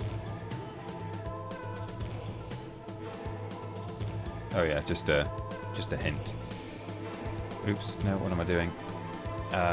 Right, get the gun again. And I'm gonna get my shield out.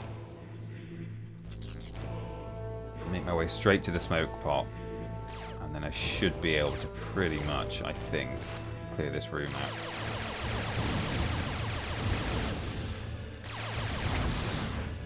Oh, run out of gun.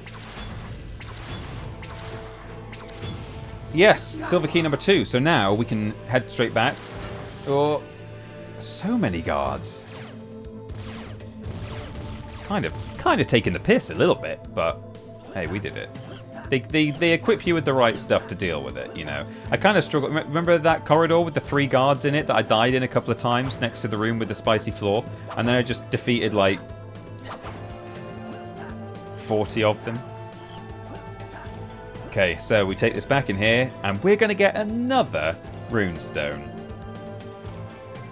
Oh, God. Let's be careful here. Oh, okay, worth it. Oh, autosave. Thank God. Right, through we go. You are ready for the death, Pup Wheelie, or we need an ambulance. He's clearly not dead, but he needed some medical assistance. Right, just shoot enough of them to kind of get through the room. Where's the room exit? Just to the back there.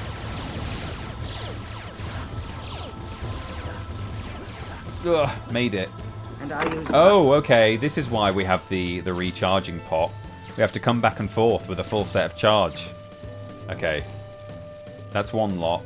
I just need to do enough for the other probe now. Oh, I tried to shield then and I couldn't. Okay, there we go. Smoke. God. That's why I was crouching. I was going to do the sort of tortoise shield, but the whole thing is I've just used up all my energy, haven't I, to charge up that one pole. That's interesting, actually. The guards can clearly still see me, because that guy was running right at me, but they just can't... They don't shoot when there's smoke. I guess that's, you know, they know that it wouldn't be safe to their comrades, their brothers in arms, if they were just shooting wildly into the smoke. Right, we've got 3 hit points, we've got a fresh gun, we've got full shield energy, although we do need it all, so I can't afford to use my shield as I cross this room, but... Oh, that's just recharged, I think. Yes, it has. Okay, good. There we go. Right. It was leaked with Oblivion back in 2023 with the huge lawsuit. Ah, yeah, okay. Right. Ah, here we go. This is when 2002 Traveller's Tales really kicks in. This is the Wrath of Cortex, isn't it? Remember this in Crash Bandicoot? That was Traveller's Tales. Same composers again as well for the Wrath of Cortex. I really like these segments in this game, except, well, not even except, because that implies I don't like, you know, there's an exception to that, implying that I don't like the rune towers, which is what we're working towards, collecting these rune stones, where the reason you collect the rune stones at all is to unlock a bunch of challenges at the very end of the game, literally in the end game segment, where you're sort of flying around with a spaceship. There aren't two... Some levels have 2 rune stones, you know. Hopefully there aren't 2 here. No, there aren't. Thank God. Find Chess and rescue her. Oh yeah, remember her? That's why we're here. But yeah, there's some fun hamster ball. They're fun-ish, but very difficult hamster ball challenges at the end game, and I do like those too. But they are incredibly frustrating. You know, when it's like big, high-sided half pipes like this, that's all right. But there's a lot of this with like really thin platforms and stuff. However, it's nothing if not fairly responsive. Like, you can actually do quite a lot of finesse and, like, you know, really handle the momentum fairly well with this ball thing. So, you know, it does at least equip you with the with the finesse and the kind of the dexterity to get through the challenge. So there we go, splash. So we'll see how we get on. Right, cogs. always cogs and feathers with Haven. He loves his cogs, he loves his feathers. Haven can breathe underwater, seemingly. So we don't have to worry too much about breath. BTJ, hey TP and everyone, hope you're doing well. TP, I asked Ben this yesterday, but what are your thoughts on the state of play? What were you most stoked to see revealed? We'll probably talk, I don't know if Ben gave a comprehensive answer or if he said what I'm about to say. We'll talk a bit more about it on the Worst Games Ever podcast, although I appreciate that is Patreon exclusive. So I'm not trying to paywall my thoughts. It's just more that I don't want to repeat myself too much for people who are going to potentially be watching that or listening to that podcast. But talked a little bit about Stuntman Hollywood earlier. That is not the answer to that question. It wasn't the thing I was most excited for, but it was something. You know, I was like, I'm probably more excited about that than some other people were in that stream. I thought it's interesting. I know that God of War has received a bit of a backlash from chuds, and also not chuds. Like I know multiple people who say don't know if that one's for me for various reasons, not necessarily because it's got a stinky girl in it. It might be for, you know, they might not like the setting or, you know, whatever. There might be, how many? 4, not 5. So there are different reasons to not be into it, but also being a chud is one of them. But interestingly, as someone who hasn't... My lord, the slave has infiltrated my castle. Good. And you know what to do? Yes, my lord. Excellent. Excellent. Well, young Haven, let's see what you're made of. So, clearly, from context of that cutscene, Haven has been drawn here on purpose. They've kidnapped Chess because they knew Haven would come looking for her. Now, you could ask the question, why didn't they just snatch him? Like, they are the overlords of the world. Why wouldn't they just snatch the guy off the streets? Like, send some guards round to his house if they wanted to catch him. But I don't know if, like... I mean, we saw that the guys in... What's it called? Viascent Village. Or, no, Darkwater Village, sorry. Are like, oh, Vetch must be angry at us. So I think there are quite a lot of people in this universe who maybe have a bit of Stockholm syndrome, or at least, you know, want to just kind of, you know, they're kind of going along with this whole slavery thing. And I'm not saying they're like, they love it, but I wonder if Haven being snatched from his village might, maybe they were worried that, like, oh, at the moment we've got like relatively peaceful slaves who are just going along with their subjugation. If we snatch a guy, maybe they'll kick off. Or if he's told people he's been having dreams about this bell, the voice, and then he disappears all of a sudden, then people might think, oh, is there some significance in that? Whereas if they kidnap his mate, Chess, and then he assaults the castle, then, you know, he deserves to go to prison, right? He's breaking and entering here. He shouldn't be here. He shouldn't be interfering in whatever reason they have for having kidnapped Chess. Please, let me go. I don't know anything. Tell me. I don't know who you're talking about. Ah, that's nice. Very well.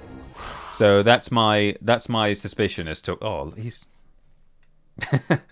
that's why I think they've done this and why they didn't just arrest him. She's lying. She's lying. Don't believe her. Zap her. Make her talk. Look at the Lego stud on the front of his little cherry picker. It's great. Because hero's journey as well, mate. Yeah, for sure. He has to. Yeah, you have to have a damsel. You have to. You know, the farm boy gets the call to adventure. Thank you, for sure. But yeah, within the like in universe, why would the evil overlord not just like grab the guy? Well, maybe those are some reasons why. Mascot 5, thanks for the sub for 4 months via Prime. Really appreciate that. I'm on Wrinkly Green old guy's side. What, because she's lying? Let's see if a few thousand volts will make you more cooperative. Oh no. Oh god. Let her go. Well. Hey. How his jacket went a bit wonky there. A knight in shining armor has come to rescue the damsel in distress. Hero's journey, Nate. Haven, be careful. If you think you can defeat me, You are in for a nasty shock. Shock. He was animated a bit strangely there, wasn't he? So here's a kind of inverse thing. Normally we charge up these poles, but now if I knock these off, it actually breaks the gates. So I like that they've just gone with that for, oh yeah, you're used to sort of charging these up, but actually, sometimes in this game, you're going to have to break these things down. So this guy is shooting at me. Can I just... I think I just have to whack him. Yeah, I do, a few times. So there's no particular kind of...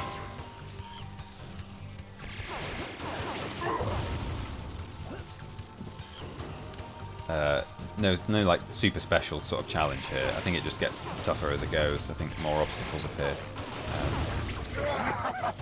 Oh, he laughed because he hit me. I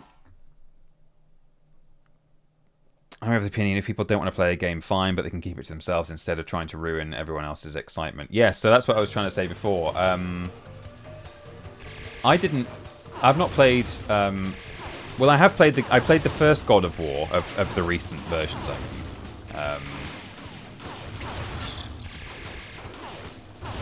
But didn't finish it because I found it was at a time where I didn't really have time for gaming generally. Oh my god, I told you it gets harder. You know, I found games that had more than like 6 hours of gameplay quite overwhelming back then. So I started it, I didn't stick with it. Quite liked it, but it wasn't the right time for me. And then as a result, I never played the sequel because I'd not played the first one. I was like, well, I don't want to play this sequel until I've played the first. As someone who's not played those games, I actually really like the look of the new one, to the point that like I'm now thinking it's probably high time I played God of War 1 and, well, I say 1, I know it was obviously a reboot, but yeah, play the modern God of War games in time so I can get the most out of this one that I really like the look of. So, but maybe that says a lot about perhaps people who are fans of Kratos and have no you know, aren't bothered about playing as a female protagonist. That might not be their reason at all. It might just be that they love Kratos and they just simply do not like the idea of a God of War game where you're playing as anyone but Kratos. If that's someone's reason for not liking the look of it, or if it's, you know, the aesthetic, or you know, I've heard people say that like they found it a little bit you know, there's like the comedy Jelly Cube guy, and you know, that it might be a little bit, you know, Marvel dialogue, or a bit, dare I say, a bit forspoken. I'm not saying I agree, but I've heard that kind of thing. So people who have various reasons for maybe not being interested in this game, that's fine. That's allowed. You're not a bad person immediately if you think this new God of War doesn't look like it's for me. Maybe you do just like Kratos specifically. It's nothing to do with whether he's male or female, or the protagonist of this upcoming game is. But as someone who, you know, isn't particularly attached to Kratos, I certainly like the look of this game. So yeah. I agree, Loser Quest Show, by the way. It does... Did I say out loud he's got a Lego stud on his thing? I did say that, didn't I? I sort of nearly resumed the cutscene then, but I kind of want to just finish the thoughts I'm having here. Otherwise, I will get distracted again.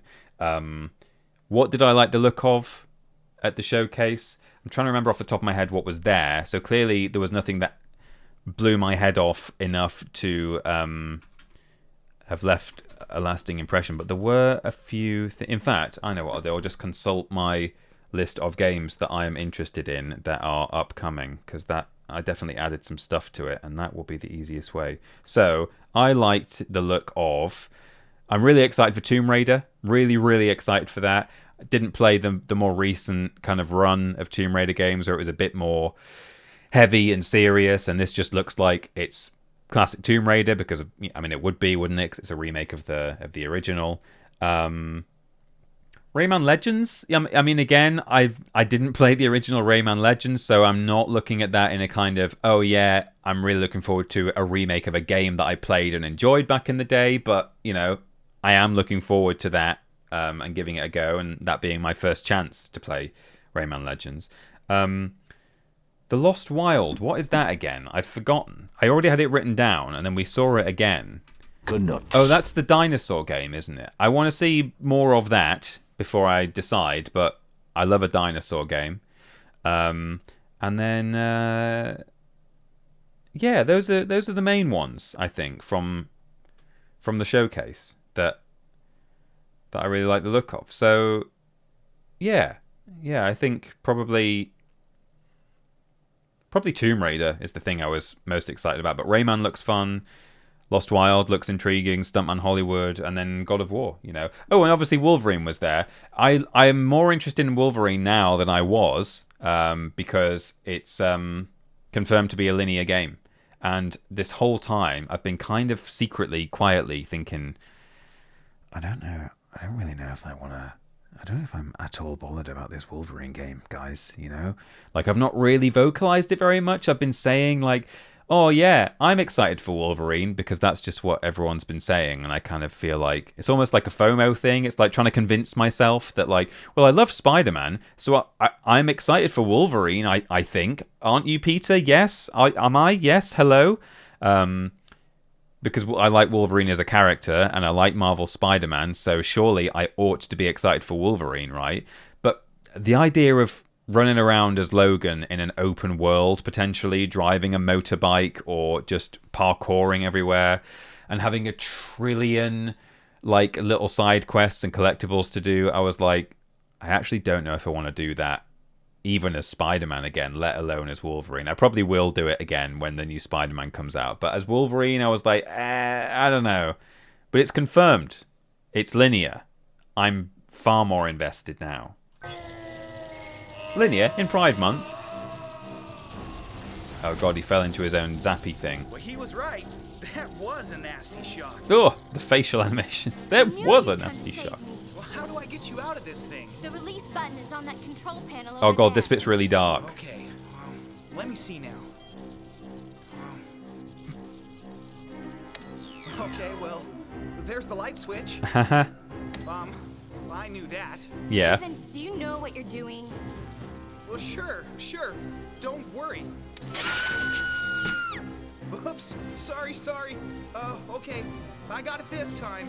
Wait, are you absolutely sure that's the right one? Sure. Self-destruct initiated. Whoops. You have 10 minutes to evacuate.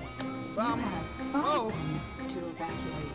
Attention, you have 1 minute to evacuate. You have 30 seconds to evacuate. I love the delivery. Like, there are some moments in this game where the voice acting's a bit like Haven's is normally pretty good all the way through, but like there are some side characters who are a little bit like, okay, you're kind of hamming it up, and the writing is sometimes a little bit off. It's usually again pretty good, but that cutscene, they just take it so far in a kind of a brilliant way. He's like, oh, what? This one you have 5 minutes. 1 minute. You have 1 minute, and then he just goes, There's something about the delivery of, He's like kind of trying to play it down, but it's also really bad what he's doing. Also, look at those eyebrows in that freeze frame. Fantastic. Thank you, by the way, David, for the bits there.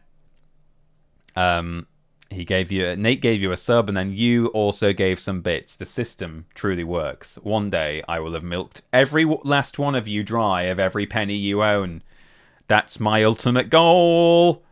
It's not. Thank you, David, for the bits.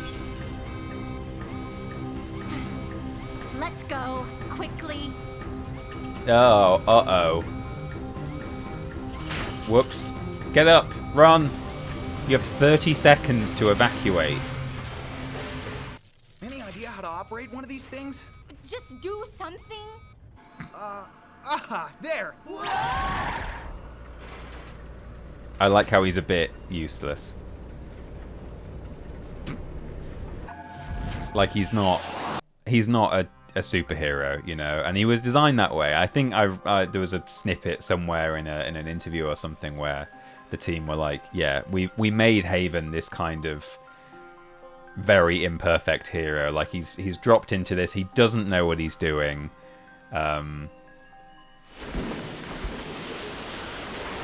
He has no finesse, as we'll see in this cutscene, actually. Well, that rescue was a little unusual. Do you think anyone saw us escape? Nah, not a chance. Nobody saw a thing. Oh, this is great. First I get arrested, and then I get rescued by the village idiot. Hey, I'm only trying to help. It's not my fault you got arrested. Yes, it is. If you hadn't kept going on and on about those stupid dreams of yours, none of this would have ever happened. Wait a minute. My dreams? Yes. What do you think they arrested me for? They wanted to know how long you've been having the dreams and kept asking if you heard a voice. It didn't make much sense to me. They said they were going to talk to an old slave on the Isle of Heroes. They think he may know what your dreams mean. I knew it. I knew they were important. Well, we need to talk to the old slave before they do. In case it had escaped your attention, you have just destroyed the Overlord's castle. The guards are bound to be looking for us. But we need to get to the Isle of Heroes. You can't. Only the most elite slaves are allowed to go there. And have you Elite noticed slaves. they never return? Look, they if the never old slave return. knows what my dream means, then I have to talk to him. I know it sounds stupid, but it's just something I have to do. Well, I'm sorry. Thanks for saving me and all that, but I'm not chasing dreams. I'll see you around. Wait. Before you go, I'd like to give you this. What is it? Quartzonium, mostly. Oh, he's got no lip sync in this little bit. Just talk into it and your voice will resonate in both halves at the same time. It should allow you to contact me if you, well, get into trouble. And my gallant hero will come to the rescue again, eh? Something like that. Oh, Haven, you're sweet. Kiss, kiss. Crazy, but sweet. Nice going, Haven. Now your only friend thinks you're nuts. Haha. There we go. Wait, how long is her finger? She's got weird fingers, hasn't she? Yeah. You know, this game, it's got some imperfections. It's a bit rough around the edges in places. There's a little shot there where he's not lip syncing. I wonder if maybe originally the camera was just a bit closer and they were like outside of the frame and it was adjusted a bit and then it was kind of missed. He's a bit of a dick, but in a good way. Yeah. Peter, please don't milk me. Badgers are not good for milking. I mean, they're mammals, so they probably can be milked. Spidey goes on patrols and helps random people. Wolverine, not so much. A big world for him to wander around in. Just doesn't make as much sense. Totally agree, Nate. And I'm so glad that that's not going to happen. I love it doesn't have to be PS5, but they sort of have their own style about it, like a Sony published linear single player game. They do great stuff. So I'm so much more in on Wolverine now, for sure. She's pretty horrible. It's definitely not his fault she was arrested. He risked his life to save her, and now she's not even throwing herself at him like the typical gaming maiden. Disgusting! Yeah, he deserves loads of free kisses now. Has Princess Peach taught you nothing, Chess? No, it's fair enough. I mean, he's a bit of a doofus, for sure. I just need more Ratchet and Clank. Keys. It would appear this slave is more resourceful than we thought. What if the legend is true? What if the slave does manage to sound the voice? What if Athelion returns? Never, ever mention that name in front of me ever again. And what about you? Do you fear this slave more than me? No, Lord Vetch. Good. I like how Vetch has this voice, and the other's just like, what if Athelion returns? What if it's true? No, Lord Vetch. Good. Now get back to your elocution lessons. I want you to be speaking like this by the end of the week. He is young and gullible. This may be a weakness we can exploit. Excellent. So we have a new quest. That's still kind of intact, that castle. It's not fallen down yet. It just did a big explode. Yeah, new quest. We're heading to the Isle of Heroes now. We've rescued Chess. She's gone home. I mean, surely she'll just get rearrested. She might have to go on the run now. The fact that there's just loads of this katana antidote just lying around in the world, she probably can go on the run. She could just go and live in the bushes. She wouldn't have to do any slave work. The system doesn't really work when they just leave loads of regenerating antidote around. Now, this game features a cameo from of a video game, or a character from a video game. It's very close to my heart. A fighting game series. You might know his son, Kazuya Mishima, his grandson, Jin Kazama. Yes, that's right.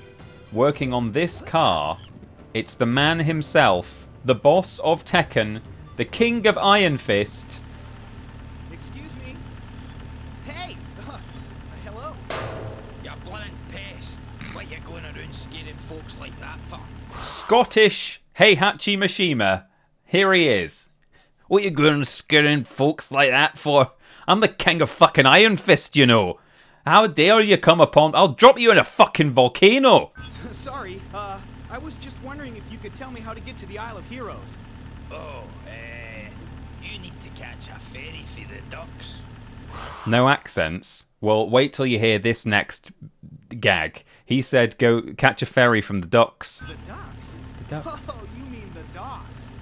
The dogs. Ah, the dukes. That's not how Scottish people don't say ah, they say I, and they don't struggle with the word docks. I suppose it sounds a bit like dock. They don't say dukes though, which is what he just said. But they be miles away, me laddie. You'll never be getting there for here. At least, no need two wee diddy legs of yours anyhow. No, son, you need transport. Transport. I'd loan you one of me traits if you weren't such a wee scratchlet. Hey, I can ride one of those. What? You? Okay. I tell you what, laddie. If you can beat me around this track, I'll lend you the trike. Now, you can't say fairer than that now, can you? No, I don't think I could. And just to make it fun, some of my wee friends will join in too. It's a race. In this pretty cool vehicle, actually. Like, you know, there are some gimmicky vehicles in this game. Spaceships and boats and all kinds of different things. Most of them aren't too gimmicky, actually. Most of them are pretty good. But this thing in particular, it's super fast. It actually controls kind of ridiculously well. He says, slamming into the wall. If you use the brakes properly. And they quite rightly use this in a few places. Very few vehicles return. I think we go in the boat again that we were in earlier.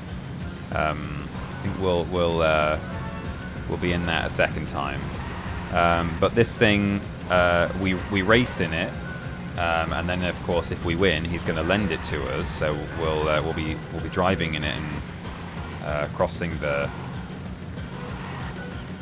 landscape with it. But then I think later on as well, another very similar one turns up. It's interesting though, he calls it a trike rather than, you know, it's a car or a quad or a cart or something. Like, it's not a trike, it's got four wheels. But throughout much of the game's development, in its very early stages, when it used to have the Traveller's Tales critter as its protagonist, and then I came second. Sorry, I thought I had another lap to do. You blasted one. Alright, take the bloomin' thing. Oh, I beat him at least. That's fine. He says if you beat me. I didn't have to come first, seemingly. But yeah, what was I saying? Yeah, very early, through development, in very early builds when the Traveller's Tales logo was the protagonist, and then later, even in later builds of Haven, when it was actually Haven as the protagonist, there was like a big trike, like a huge motorized, like pretty cool looking trike, kind of in the style of this vehicle, but with three wheels. But I don't think it ever made it to the final game. So I think maybe originally this was meant to be a trike race, but then it turned into these four-wheeled things. Just imagine if it worked like that in real life. Oh! Fourth wall. Instead of going all the way around the island, why don't you just cut through here? It'll get you there in half the time. Excellent. Thanks again for the trike. No problem. It's always a pleasure when a wee scrag like you comes along. Brightens up the day, so to speak. But anyhow, I've got to be getting along now. So, you look after yourself. Bye-bye. Bye-bye. No. Pirates or something. Love the pause on Hamish McSheema. Yeah, I'll help you if you complete this race. I guess he just thought, like, oh, it'll entertain me if you enter this race and we kick your ass. And then he didn't expect him to win. And so he has to stay true to his word, I guess. He needs to sound like this in the next Tekken game. Given that weird, older, lesser-known games like this have been getting remasters or at the very least re-releases, do you think this, or dare I say it, the Unholy War will ever will, or is there no hope for TP's Island of Misfit games? There's no hope, BTJ. This, sadly, will never get a remake or a remaster. There's just not going to be the interest in order to justify the budget. Wouldn't surprise me if, like, John Burton and some of the people at TT Games do still have a soft spot for this and feel good things about it. I mean, the way that I've seen them talk... They're unloading cogs to repair the gate. Unloading cogs? They haven't seen me. We love cogs. The way that he's... I need to stop those trucks and get those cogs. And quick. The way he's spoken about it on YouTube before. Oh yeah, so I think I can pick up these... What is it? I have to, like, chase these projectiles or something. And I think if I catch one, it becomes something I can shoot. Like, I don't think I can smash open these cog vehicles on their own. I can't quite remember. Hang on. Let me... Oops. What's this? Oh, that's bad, whatever it is.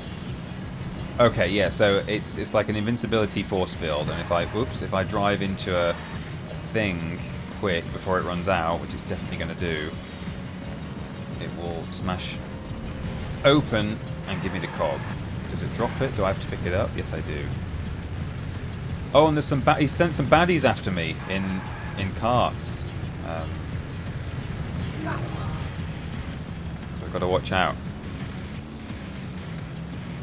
Yeah, I guess he just thought it would be entertaining to race against Haven. No, there's no hope. Yeah, John Burton talks about this game with fondness, as he should, because it is a fantastic achievement in a lot of ways. Even though, you know, we have seen, you know, some of the things that would be improved, let's say, if it was to ever come out again. But so I can see him, and maybe if any of the rest of the team, the old team, are still there, you know, kind of feeling like that they wouldn't say no to a redo of some kind. But you know, these things don't come cheap. You need to pay a studio if you want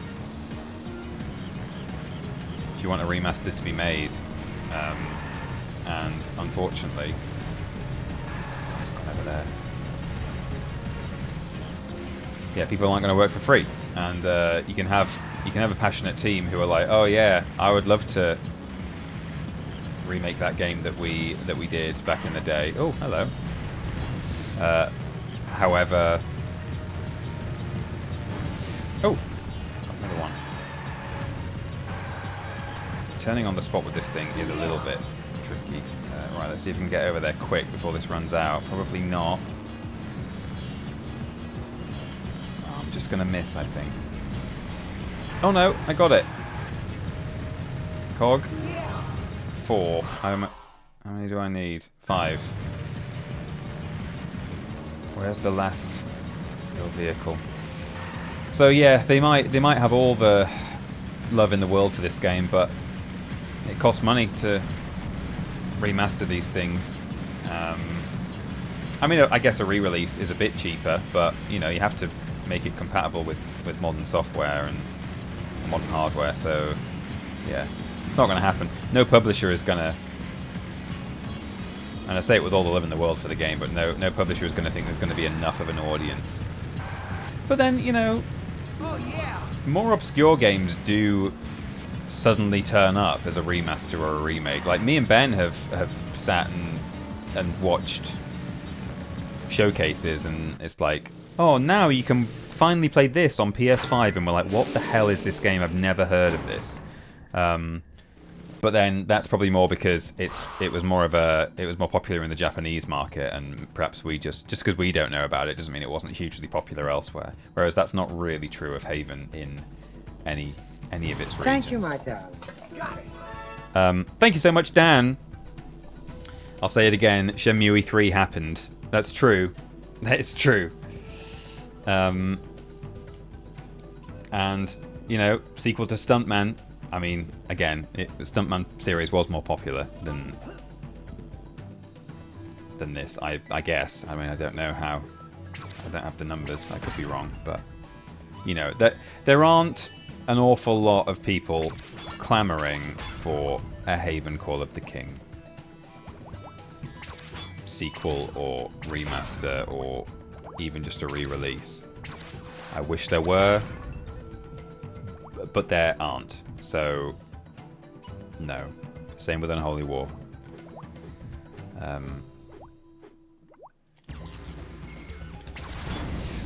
Oh, I've got to do that more often, fighting these guards. Do the old swingy thing. So, we've got a runestone to find here. But this is quite a small area, so... And I think if I kill these guards, it's probably going to be another key. So I've already got 2, which is good. I've seen some... Oh, hello. Oh, another one. Making quick work of this. Ow. Thanks again, Dan Lockie. Afro Samurai. The Samurai Jack is a really good shout too. Oh, if we get a new Soul Calibur, who should be a guest fighter? Oh man, yeah. Who would make good guest fighters? In, I mean, I can see has Thanos has Kratos ever guested in a Soul Calibur game? He has actually been playable in a fighting game, hasn't he? Because I remember him being in the thumbnail of a list on Triple Jump that was like, whoops. It was like strangest fighting game characters or weirdest crossovers. Or was that in a golf game? Geralt, yeah, he's done it. And they had Yoda and Darth Vader, didn't they? And Starkiller, I think. Is Starkiller also available? Link, Spawn, Heihachi was in it, of course. Guess that's why we're asking the question. Yeah, I first played Soul Calibur 2 on Xbox, and that had Spawn as the guest character. I thought he was really cool. He would you would play as him, and he would drop in and go, "You're pissing me off." That was cool and edgy. Because only badasses get pissed off, right? Oh, I need some shield energy to break that. Okay, let's head over there. Peppa Pig, yeah, that's a good shout. He was in Mortal Kombat, okay, yeah. Because he seems like he's a good fit, isn't he, really? Soul Calibur, generally, characters have weapons rather than fight with their fists. I mean, they don't have to, because, you know, Heihachi doesn't use weapons, but... Yeah, so it would be probably a character who is armed in some way, rather than someone who uses hand-to-hand combat. But you could do hand-to-hand stuff. Maybe the guy from Sniper 2, perhaps. Right, I have a feeling that pot there, that grey one, might be something important. This could be a silver key. Yes, it is, and it's safe now. God, we've nearly cleaned up silver keys. We just need to find the little dragon, probably, and crack some of these little flame pots open. I can hear him. I can hear him chomping. In fact, I'll tell you what my current objective is, because I've not activated it yet. I mean, it will still work if I don't do it, but what we're doing is... It's a sheep. It's a sheep. This is Pricard Dog L, I think. Thank you very much, Pricard OGL, for following. Welcome to the flock. So these are the Dirks. Can you tell that that man is not just a regular guy wandering around and is in fact an important NPC? It's another good accent, another good character design. Listen to what this man's name is. Greetings, you long-toed landlubber. Me name be Ahab. Ahab a banana. I sail the salty seas from Wicked Cat Bay to Sleepless Island. Say, you look like a bright boy. What say you help out an old hairy sea dog, eh? I'd be off to the Isle of Heroes, but me ship's got more barnacles than a slowpoke buckle. If ye could charge her up, lower the sails and release the tethers, I'd be more than willing to give you a lift over. Should you need one, of course. Okay, so he's gonna take us as a hand on the ship. So this is where we charge her up. We have to bring a bunch of shield energy up here. And then we got two balls worth at the moment, but that's fine. We can come back. And then we as you've seen, we're collecting Talon feathers. Talon's going to help us either release the tethers or something else. I'm not sure. There's not a silver key on the front of the ship, is there? Oh, no, I can't get on the front of the ship. Now I'm going to get piranha'd. Piranha-deviled. Okay, I'm out.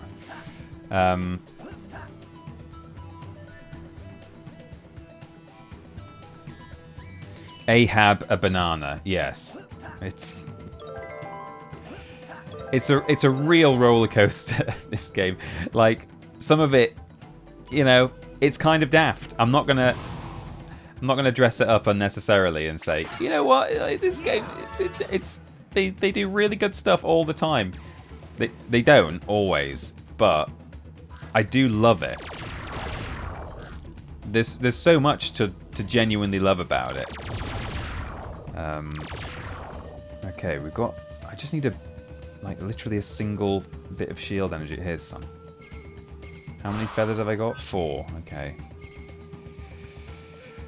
So, it sounds like a name we'd come up with. It does, yeah. I went to school with Ahab a banana. It's also just the fact that he talks. I mean, he has the most piratey sailor voice. Greetings, you long-toed landlubber.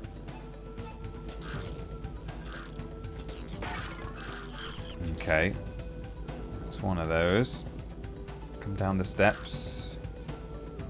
This isn't my favourite mechanic, this dragon thing. I like the idea of it. I see what they were doing, but it is just a bit of a faff at times, and I don't find it super rewarding to do, especially given that a lot of the time what they'll do is they'll just stick loads of orange pots in your path. So I've had to break all these ones, otherwise the dragon would go into them.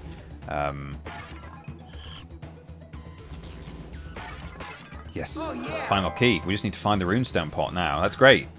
That is great. And we've got all our talon feathers. Good. So, where is the runestone? Have I been on the other roof yet? I don't know if I did in the end go onto it. I think I did, but... Yes, I did. But anyway. Well, let's see where Talon takes us, because wherever we end up... In fact, he might not be taking us anywhere. He might just be bringing us something. Sometimes he just brings you kit. Sometimes he takes you to certain spots, and... for you to do stuff. I think that might be the difference between red and blue gongs. I think one is he will take you, and blue is he will... I think blue ones he'll bring something. Red ones he'll take you somewhere. But, so my wife has been playing the Ubisoft Avatar game, and she was like, why does the UI look like this game was made 15 years ago? Maybe it was. I mean... Oh yeah, he's just going to go up there and release the tethers, I think. Oh, bring out the sails. Nice. Well done, Talon. It's kind of a bad ship design if it requires a flying robot to do that. Surely just tug on some ropes, right?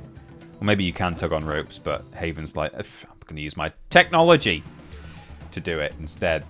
So, I'll take some more shield energy on board, just while I've got it. And use that to do a bit of a charge. Keep our eyes peeled for the runestone pot. You guys know what it looks like by now, so if you do see it, feel free to backseat game and say so in the chat.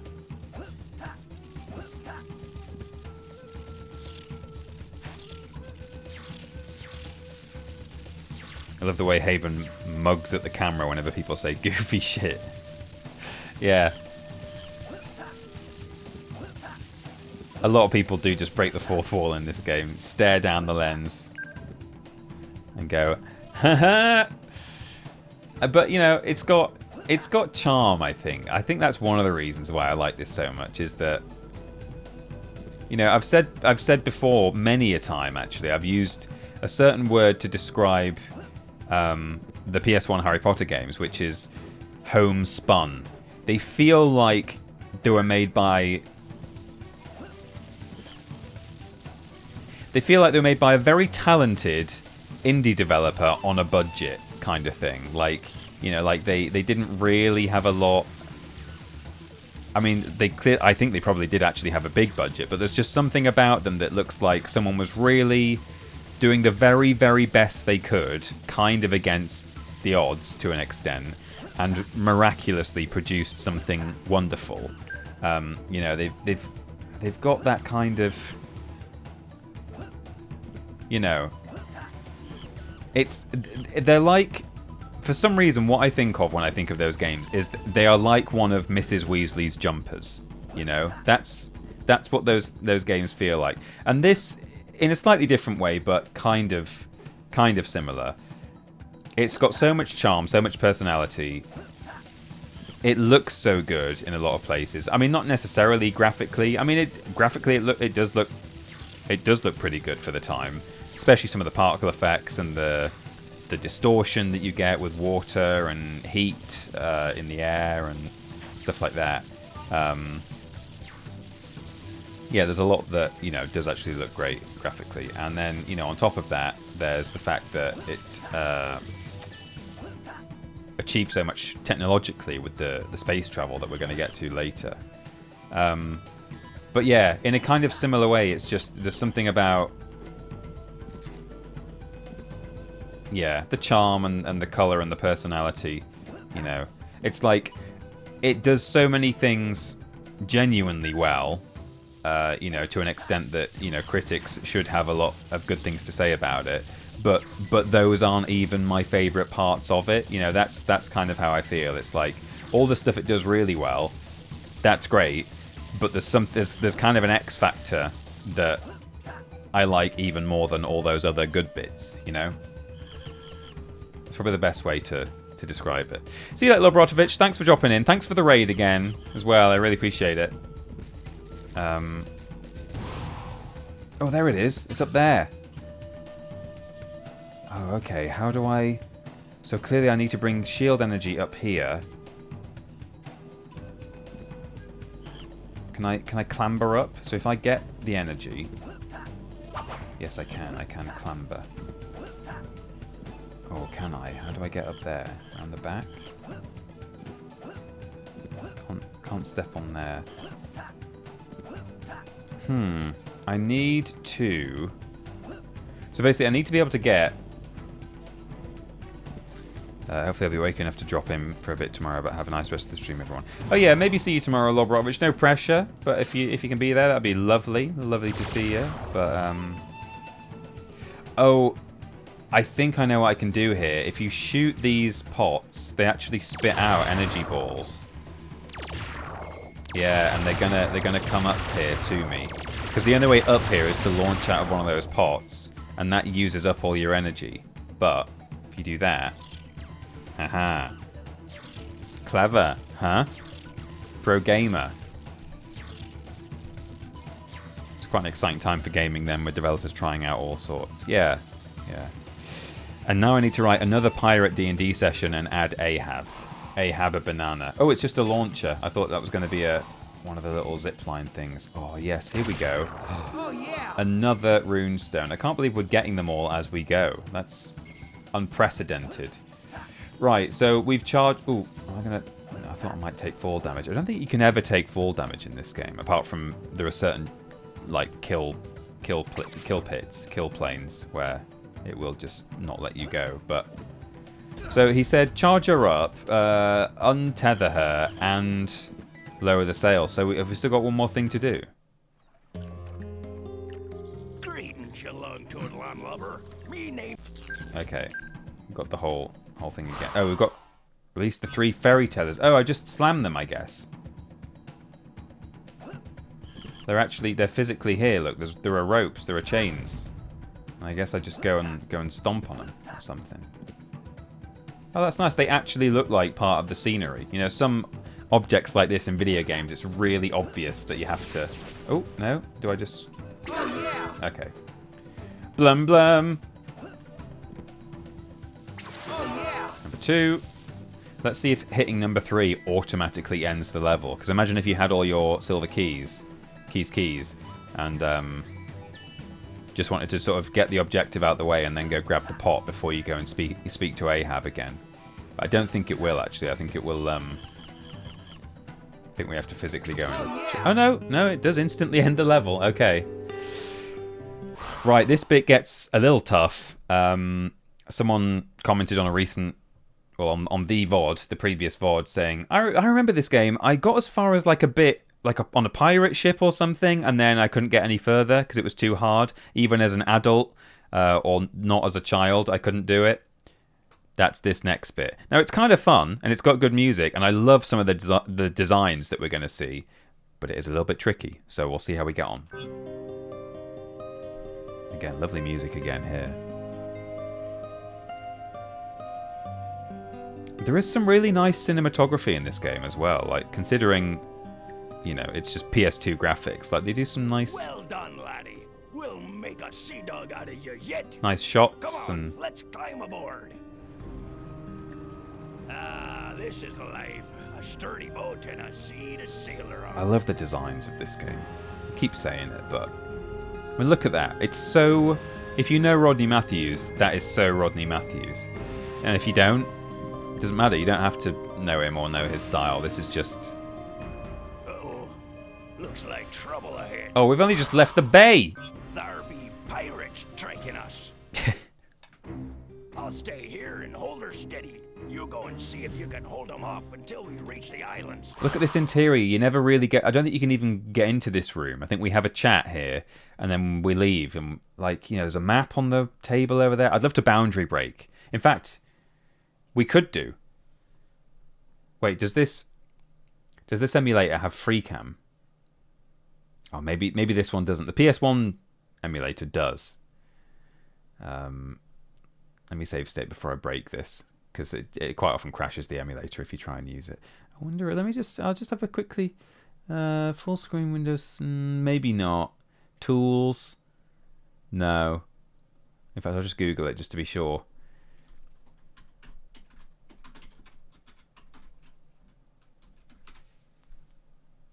No, there's an open source one that I think you can bolt on, but no. But the PS1 emulator technically allows you to move the camera around completely at your will, but stuff doesn't render properly because, you know, those games were built so that stuff that's outside of shot doesn't appear, and, you know, it's kind of a little bit unstable. But it's useful for getting screenshots of things for thumbnails and stuff. You can use the aft and stern guns. The front and back, laddie. There are guns in the front and the back of the boat. Now off with you, and be quick about it. Right. I'll grab some antidote, because we're going to be... So, there are guns. So we actually see these islands disappear into the distance as we sail across the sea. I think we are basically sailing on a... On the fully rendered planet. Well, not fully rendered, but on the giant planet that we've seen from afar. I think we're literally on like a simulated planet, and we are sailing across it. Would you believe? I know that sounds ridiculous. Even today, it sounds a little bit ridiculous, but especially on the PS2. Oops. This gun overheats a little bit, so you got to sort of try not to overcook it. You can see the heat on the right. But yeah, we're going to get attacked by so many pirates, and they've got all these different ship designs and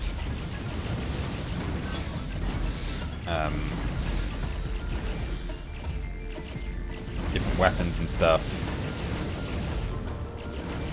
I do really like this segment, and again, love the music, but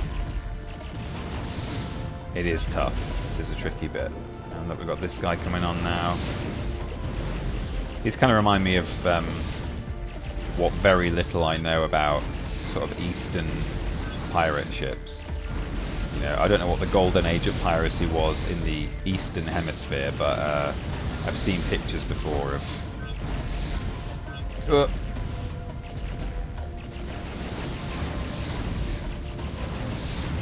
I mean, not even pirate ships necessarily, but just, yeah, generally naval craft from East Asia. Just the way the sails are, I think, as much as anything else.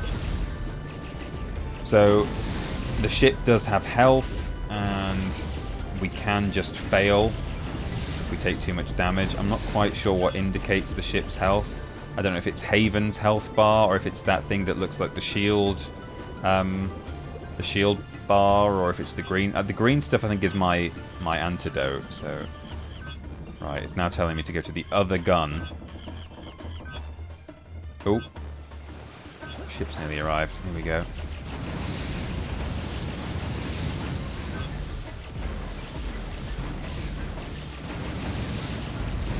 They are really cool looking ships. Yeah, I totally agree.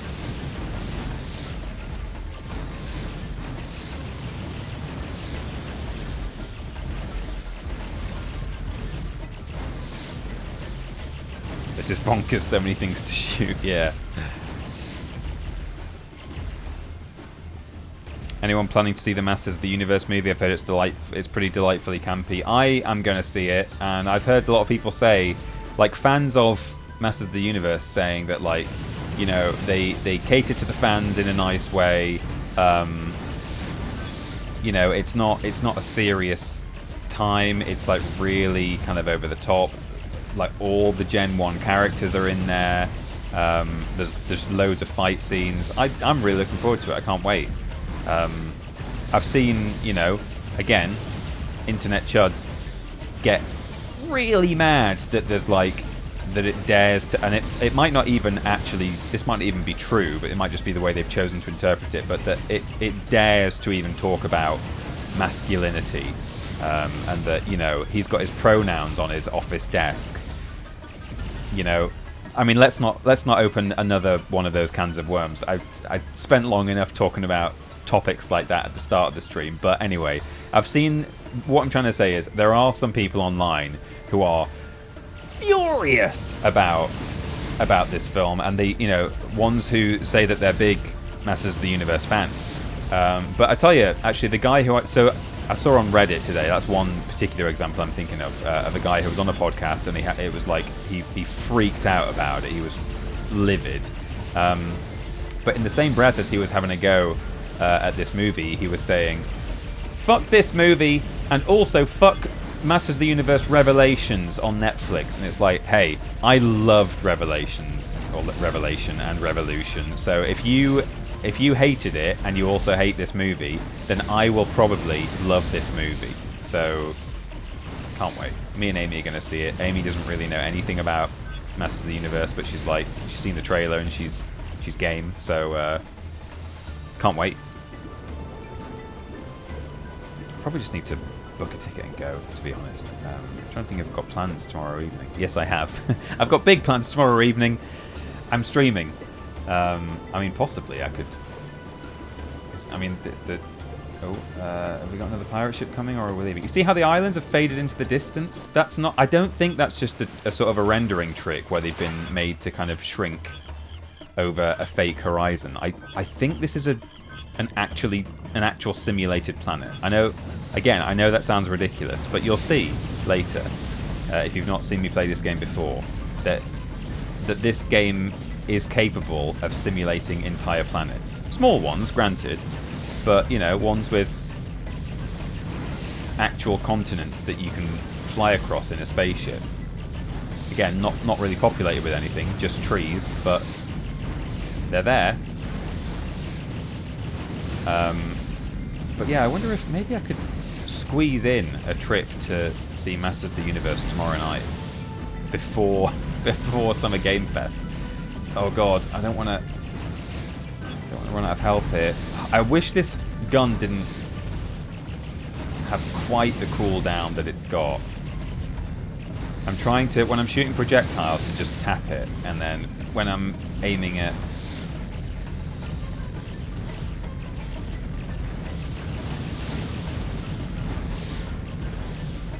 guns, I'm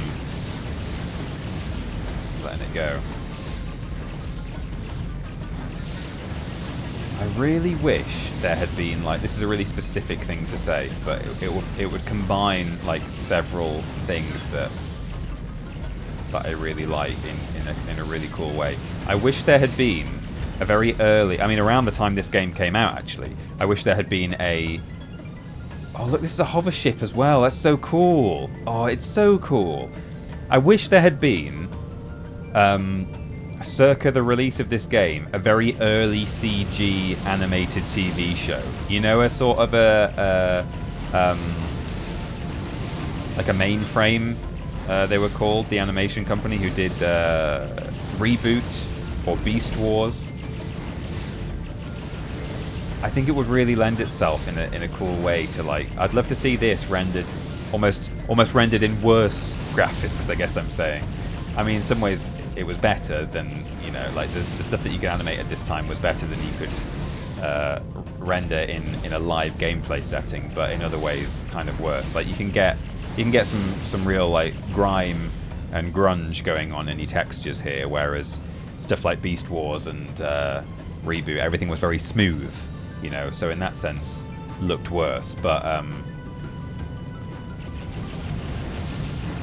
in a way I think it looked better. I love that style. I wish they still made stuff in the style of super early CG animated shows.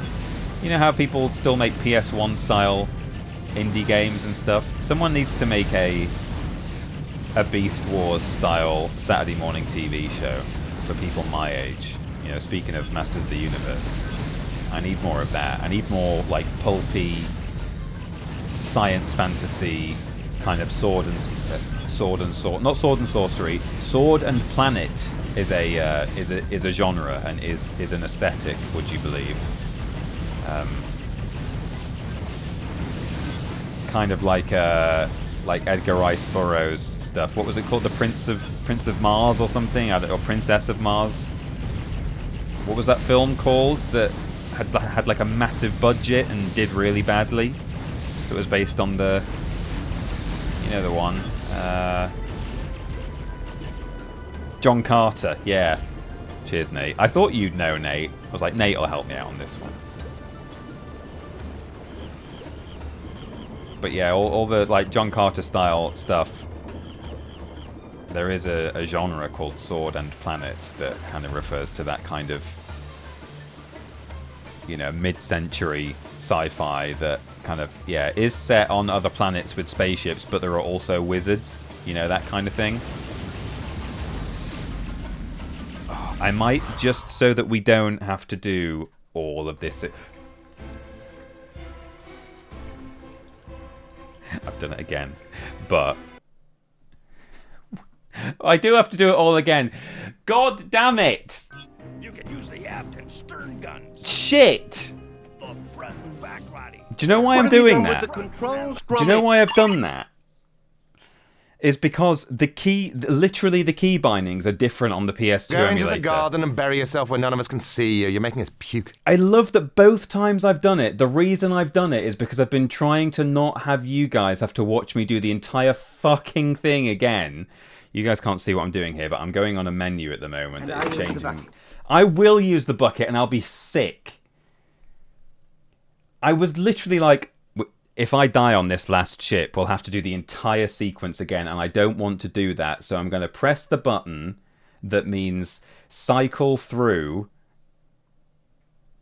See, it's... I mean, you guys can't see this, but it's... The results have been incredible. I use F2 and F3 to cycle through save slots, but here, on this emulator, F3 is load current slot. I'm livid that I've done that. I'm so cross.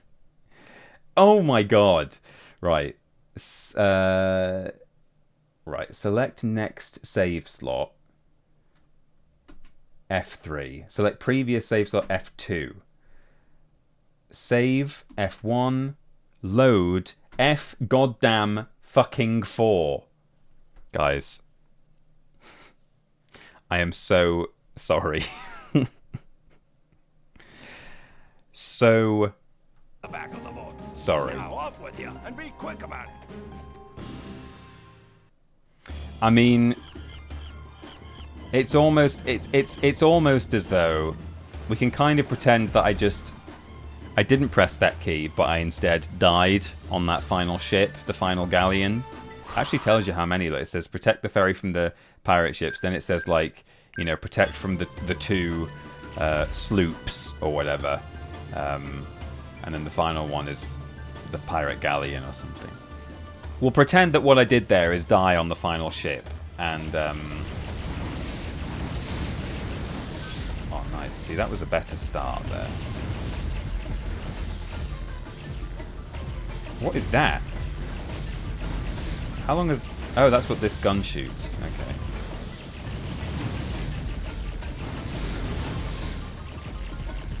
I can only apologise for what I've just done.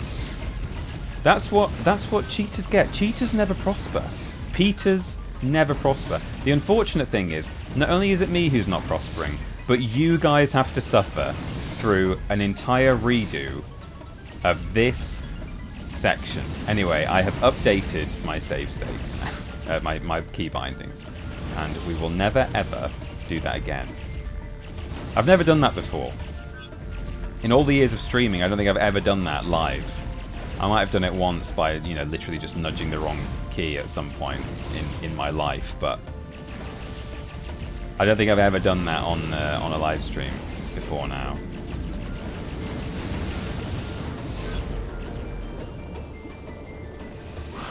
Peters never prosper. It's okay, we're just vibing. Yeah, I kind of feel like we are vibing a little bit. We were having a nice chat about Masters of the Universe and whatever, and we get to listen to this good music again, so... And we can see all the pirate ship designs a second time. Oh! Shooting little drones at me.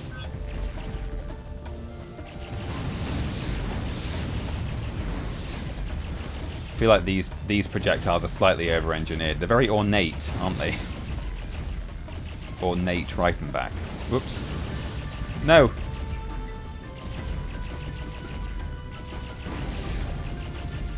Where's the gun that's shooting those cannons? Maybe you don't defeat that gun. Maybe you don't target that gun. Oh, there it is.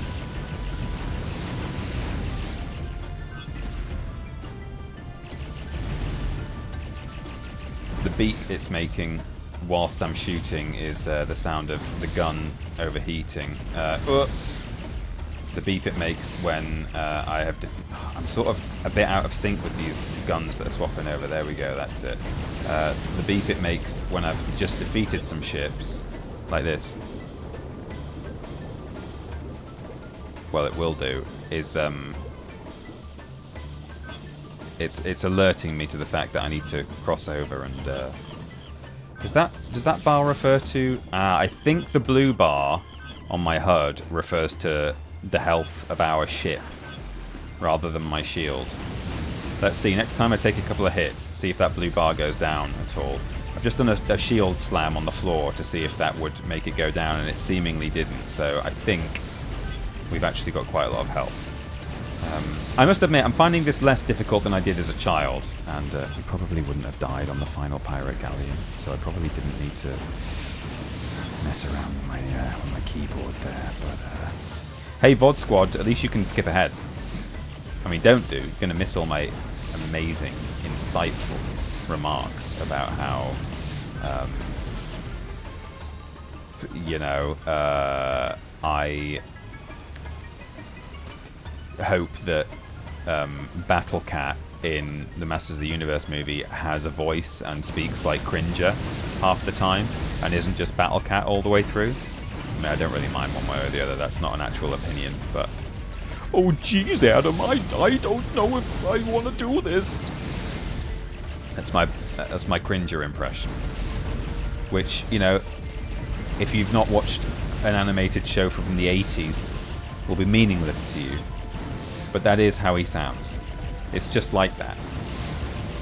Oh gosh, I know what this means. I'm gonna stay here, Adam. So that's how he speaks. It's uncanny. Uncatney.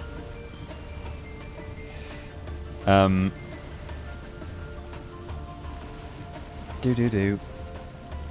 Really? What's his name? Yeah, Jason Momoa's in the Superman movie, right? So it's because like it's a new they're doing new DC, aren't they? So they can just cast who they like for anything, can't they? I say how did I just say the new Superman movie? How I mean, admittedly, the reason I said that is because I'm not up on my superhero movies. Not because I think men are better than girls. It's called Supergirl. Yeah, oh, Supergirl, you mean the new Superman movie? Yeah. Superman. Yeah. I refer to that film as the girl who is friends with Superman. Or is she his cousin? Or I don't even know. In a way, that works in my defense, because it shows that it's more out of DC ignorance rather than the ignorance that comes with being bigoted and sexist and misogynistic. They were roommates. Is that actually true? It could be. And they were roommates. Oh my god, they were roommates. She's his cousin Kara. Okay, cool. Why did you move the door? That's pretty much all I know. Hey, where is my dog? No, they are cousins. And they were roommates, though, as well.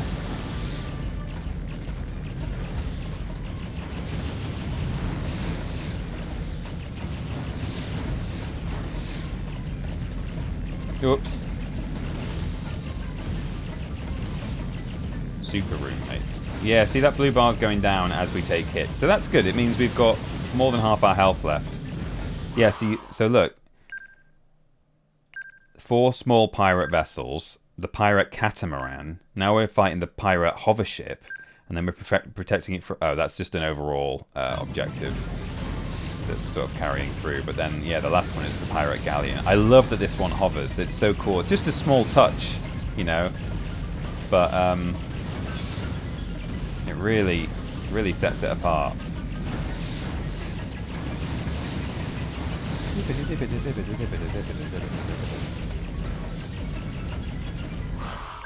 Again, I can't really hear much. Well, not that I can't hear much music, but we really need to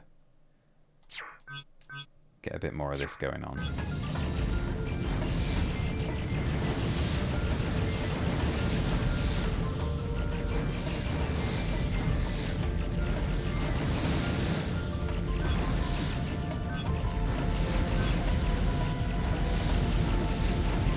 Yeah, she's from House of the Dragon, isn't she? I've not seen that. Oh, is the game kind of loud?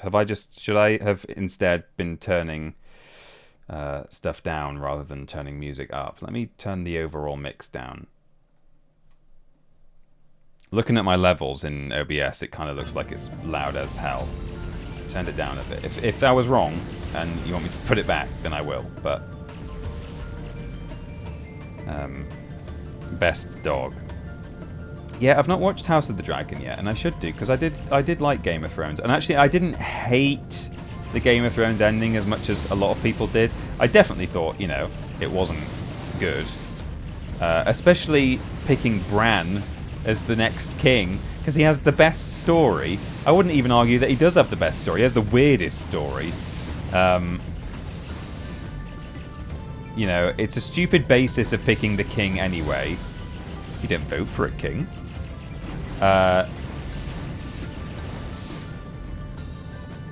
Supreme executive power should be delegated by the masses, not through some farcical aquatic ceremony about who has the best story. But even if that is the best way to determine who should be the king, which it isn't, it's not. Who's going to be the best ruler? Probably Tyrion. I guess, maybe, possibly Jon Snow. But I mean, Tyrion has been surrounded by that world. I don't know. The whole... It's such a weird choice. I mean, I know that's not even the main thing that people were cross about, but, you know, that certainly, I thought, was one of the sillier bits of the ending. I thought having... this is all spoilers for the finale of Game of Thrones, by the way, but I think I'm allowed to talk about Game of Thrones spoilers at this point. I thought picking Arya as defeating the... whatever he was called, the White... King, the Ice Queen. What was his name? The White Walker King man? Night King. Was a kind of... I kind of feel like that was just done to subvert expectations. I know that it would have been really obvious if it had just been Jon Snow, but I kind of feel like it would have just been the payoff of we've watched this man all this time. This is the pirate... Was that the pirate galleon? Yeah. Oh, have I done it? At the end.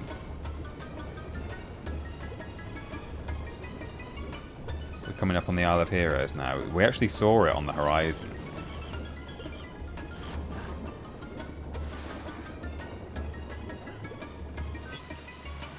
Oh, no, this is the pirate galleon. Okay, yeah, I was going to say. The White Walkers should have won the battle. Well, I mean, yeah, in reality they probably should, but... Right, I'm doing a save state with my mouse here rather than... Jon Snow knows nothing, that's true. Ned Stark's bastard. All of this means nothing to me. Whoops. Not clicked into the window. That over there is the Isle of Heroes. It's quite a distinctive shape. And we will... Oh, yikes. Hang on. Shooting a lot of missiles, this thing. And later, when we get to fly around in our spaceship, we'll be able to sort of fly over it and see it from afar. And it's the actual real one. It's like... I keep talking about this bit where there's going to be all this scale and we can circumnavigate entire planets, but it's just such an achievement. I can't stop talking and thinking about it. Look, it is getting closer. Further closer, some. We are actually sailing across a very small globe right now.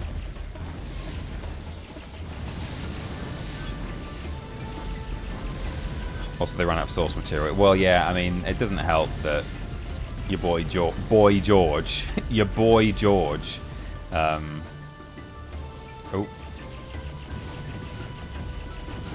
know, didn't have finished books for them to work from.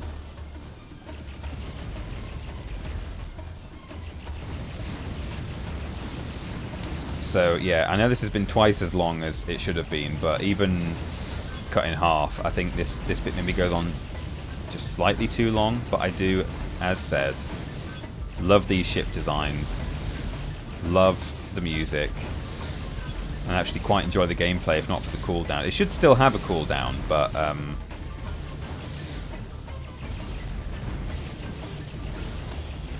think it should be a little bit more generous. Or maybe it should have two modes, so like the sort of rapid fire one can overheat, but then perhaps you can kind of like use like an alternate fire while it...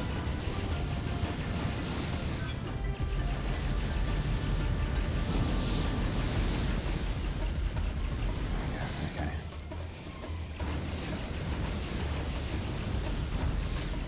Just gotta watch my health a little bit now. Obviously this is the final one, so it's the toughest, but also like there's the most things to blow up, but also it sort of fires the most projectiles, does the most damage. Okay, Good, good, good. As you can see, we're kind of sweeping around one side of it, and then we move past those forward guns, and they fire at us, and we have the chance to shoot at those briefly as we swing around the ship, and then we go around the other side again, and then back round. So we're just going to sweep left and right. Okay,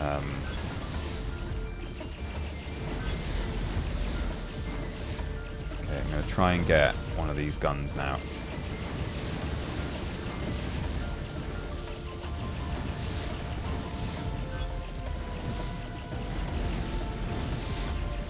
Okay, next time I think I'll get at least the one on the right of those two forward guns. See, here I'm kind of mopping up now. I've done quite a lot of damage on this side, which is good.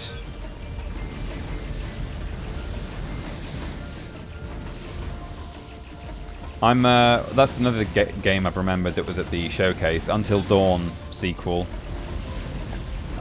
I could honestly take or leave Until Dawn. I have fun playing it on stream, or you know,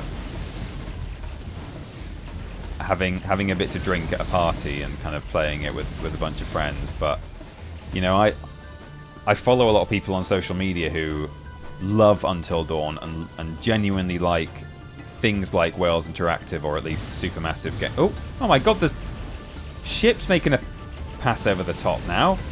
Right, that's one gun there.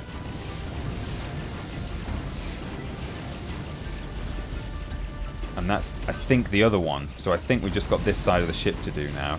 Got to keep an eye on my radar. Look. Oh, we've got the Isle of Heroes coming up. Keep an eye on my radar, because maybe the ships will appear. It might just be when we swing around the front that they do a little pass, but they've launched their fighters, I suppose. Or maybe it's kind of security force on arrival to the Isle of Heroes, because that is also occupied by Vetch and his men. It's just that slaves are actually allowed to go there if they are tough, worthy to be heroes. Yeah, so I mean, Until Dawn, I'm honestly not that fussed about. I find all the characters in those games dreadful, and I know that's kind of the point. Okay, that's it. I think. Oh, what? These ships. Screw these guys. Oh, there's still another phase. Oh, it launches them there. Okay. Oh, there's so many. By the time I've defeated them all to protect the ship. Okay. I did do a save state on this galley, unfortunately.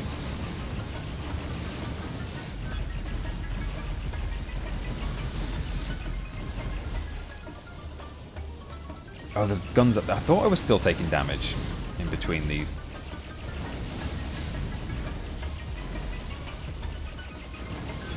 Right, it's really important that I defeat this ship spawner, I think, because these guys are going to get me. I think that's what's going to do it.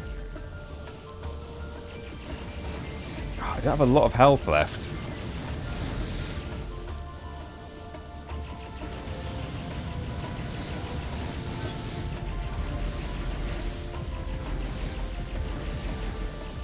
It's like while I'm dealing with these ships, these cannons are firing projectiles at me. And then by the time I've kind of dealt with them,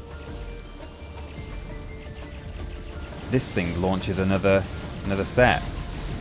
Oh, it's getting a bit tight. And while I'm shooting at these guys, there's cannonballs coming in on my head. Oh god. I'm taking a lot of damage. I've got hardly any health left. Right, okay, I've blown that up. That's good. Let's get these ships. Quick, quick. I need to absolutely focus on projectiles at the moment, I think, because if I can just keep them all clear. Yes, blow that up. Quick. Okay. Good. Okay, we're just about, I think, in the clear. If I can hit every cannonball now, I think this is all we need to worry about. I've got no health left. I think if I take one more hit, I'm down. What I might do is a separate save state so that we have a chance to get a perfect from here. Oh, what else is... Oh, there's mines coming from underneath. Oh, there's so much to do here. This galleon is an absolute boss. No wonder that guy on the VOD couldn't get through this bit. This final ship. My god. Okay, these mines fairly slow moving, so that's okay. Okay, this, as long as this is the last set of stuff I need to deal with, I think I'm alright. Because these mines, you know, can just about handle. And then these cannon things, cannonballs. Ooh, okay. I am having to hit every single projectile here. But I've nearly got these guys. Once I've got these guys, I can relax a little bit. Oh! Okay. Because these aren't difficult to hit at all. But it's just sort of the in-between times that... Okay, good. Right, all those are dead. Good, right, now. We shoot some little pips at the mines and then empty the... Okay, I've done it. It's sinking. Oh my goodness me. TP locking in for sure. I had to there. Good grief. Defeat the pirate galleon. My goodness me. 10 PM as we make it to the Isle of Heroes. You're doing incredibly well, aren't you? What a sexy player! Ooh. Wow, that was a lot. And again, unfortunately, extended by my inadequacy in using my own keyboard. Or the confusion of hotkeys. One or both, maybe. I'm running out of antidote. Let me get off this. I'm gonna get poisoned to death. I've been gunning for that long. Okay. There we go. Let's see the Isle of Heroes approach. Incredible. Here we are. Phew. We made it. Thank you, Ahab Banana. Lovely ship design. So good. Here we are. We made it. Oh, look at this fellow. Ah, welcome, welcome, welcome. So, you're here to become a hero, eh? Well, I must say it's a relief to finally find someone with the courage and bully spirit to take on the challenges. I was beginning to think we'd scared everyone away. I think he dressed himself this morning. You know when you let your toddler, your 4-year-old, choose what it wants to wear? I just wanted to talk with the wise men. Ah, yes, of course you do, of course you do. Jolly good. We'll just complete the 4 challenges and you'll be on your way. Couldn't I just go see the wise men? Just go and see the wise man. No. He's a very... What the hell is on his hat? Is this arms? It's arms, Nate. What do you mean what the hell is on his hat? It's some arms. Duh. He's the master at arms. May I have a banana? Hello, I've come to admire a galleon. Oh, it's gone. Wise old man. We can't have just anybody going in for a chit-chat now, can we? Handlers. You need to prove you are a true hero and worthy to meet him. Retrieve 4 hero stones. 1 from the Chamber of Ruin, 1 from the Towering Arena. This is an active dynamic weather cycle. It doesn't always rain in this cutscene. It's not always nighttime even, I think. It just happens at random. So that's kind of interesting. 1 from the Cloudy Rise and 1 from the cargo point. And then 1 from the cargo point. Oh, he's gone. He's gone. He's absolutely gone instantly. Well, there we go. It's 10 of the clock and all's well. Just about. What a trial today's. I deserve... So we're collecting hero stones here to prove that we're a hero. I deserve a bloody hero stone after today's stream. I know some of it was my fault. Some of it wasn't my fault. And just generally, I've had a difficult time here. And you have too. We all deserve hero stones. I don't know why I'm doing any of this because I'll have to do it all again at the start of the stream. But there we go. We've made it to the Isle of Heroes. There are some really fun bits here, actually. We're going to go into the Chamber of Ruin, which is a kind of ancient Egypt-ish style tomb with classic kind of ancient tomb sort of puzzles that you would expect in like Jungle Run or whatever. Where there'll be an arena where we fight a load of robots. We're going to fly on a glider, and we're going to do one other thing, and I can't remember what it is. I think literally just go across that nightmare of a thing, and when we get to the end, we get a hero stone for it. I can't remember. There's one more thing that may or may not be an interesting challenge. But there we go. Goodness me. That was too much, says Cooley Wooly. It's certainly that additional wave of stuff at the end of the pirate galleon. We did all the stuff down the sides and the two guns at the front, and then I'm like, where are all these ships coming from that are flying over me? And then we had to kill the ship dispenser, and we had to kill the mine dispenser and shoot the engines. Oh my goodness. Anyway, we did it. Yikes. So join me next week for more Haven, where we'll go to the Temple of the Chamber of Ruin and around the Isle of Heroes. We'll have a less horrendous time next week, I promise. The levels aren't as difficult. You know, the difficulty gradient in this game is it never like spikes, but it kind of moves up and down. Obviously, it trends upwards across the whole game, but there are definitely some peaks and troughs in it as it kind of trends upwards. And the Isle of Heroes is mostly a kind of a good time. Chamber of Ruin, I'm really looking forward to. That's going to be a good time. The glider is pretty fun, bit tricky, but you know, just a good challenge. Yeah, or it's a plane actually. There's a plane, and then once we've seen the Wise Man, then we get a glider. I think something like that. So more of that next week, same time. On Monday, I'll be streaming Crash Bandicoot 4. It's about time, because it's about time that we played that, right? Looking forward to that. I love that game. Again, fantastic soundtrack, so that's going to be good. But of course, before then, please, please, please, if you can, do join me and Ben Potter right here on this channel tomorrow, 10 PM BST. So this time tomorrow, I'll be live here with Ben. We're going to be reacting to Summer Game Fest, and all of our favourite games will definitely be revealed, I'm sure. And Jeff Keighley will be there, and probably his best friend in the whole wide world, Gonzo. It's going to be a good time. An error-free stream, as always. Yeah, for sure. Enjoy the rest of your days or nights, everyone. Thanks for dropping by. Thank you again to Nate for just hurling in 25 gift subs today. Super generous. Really, really appreciate it. And thanks to everyone else who's subscribed or followed or done some bits. It's all much appreciated. Big or small or nothing at all. You know, it's all great. I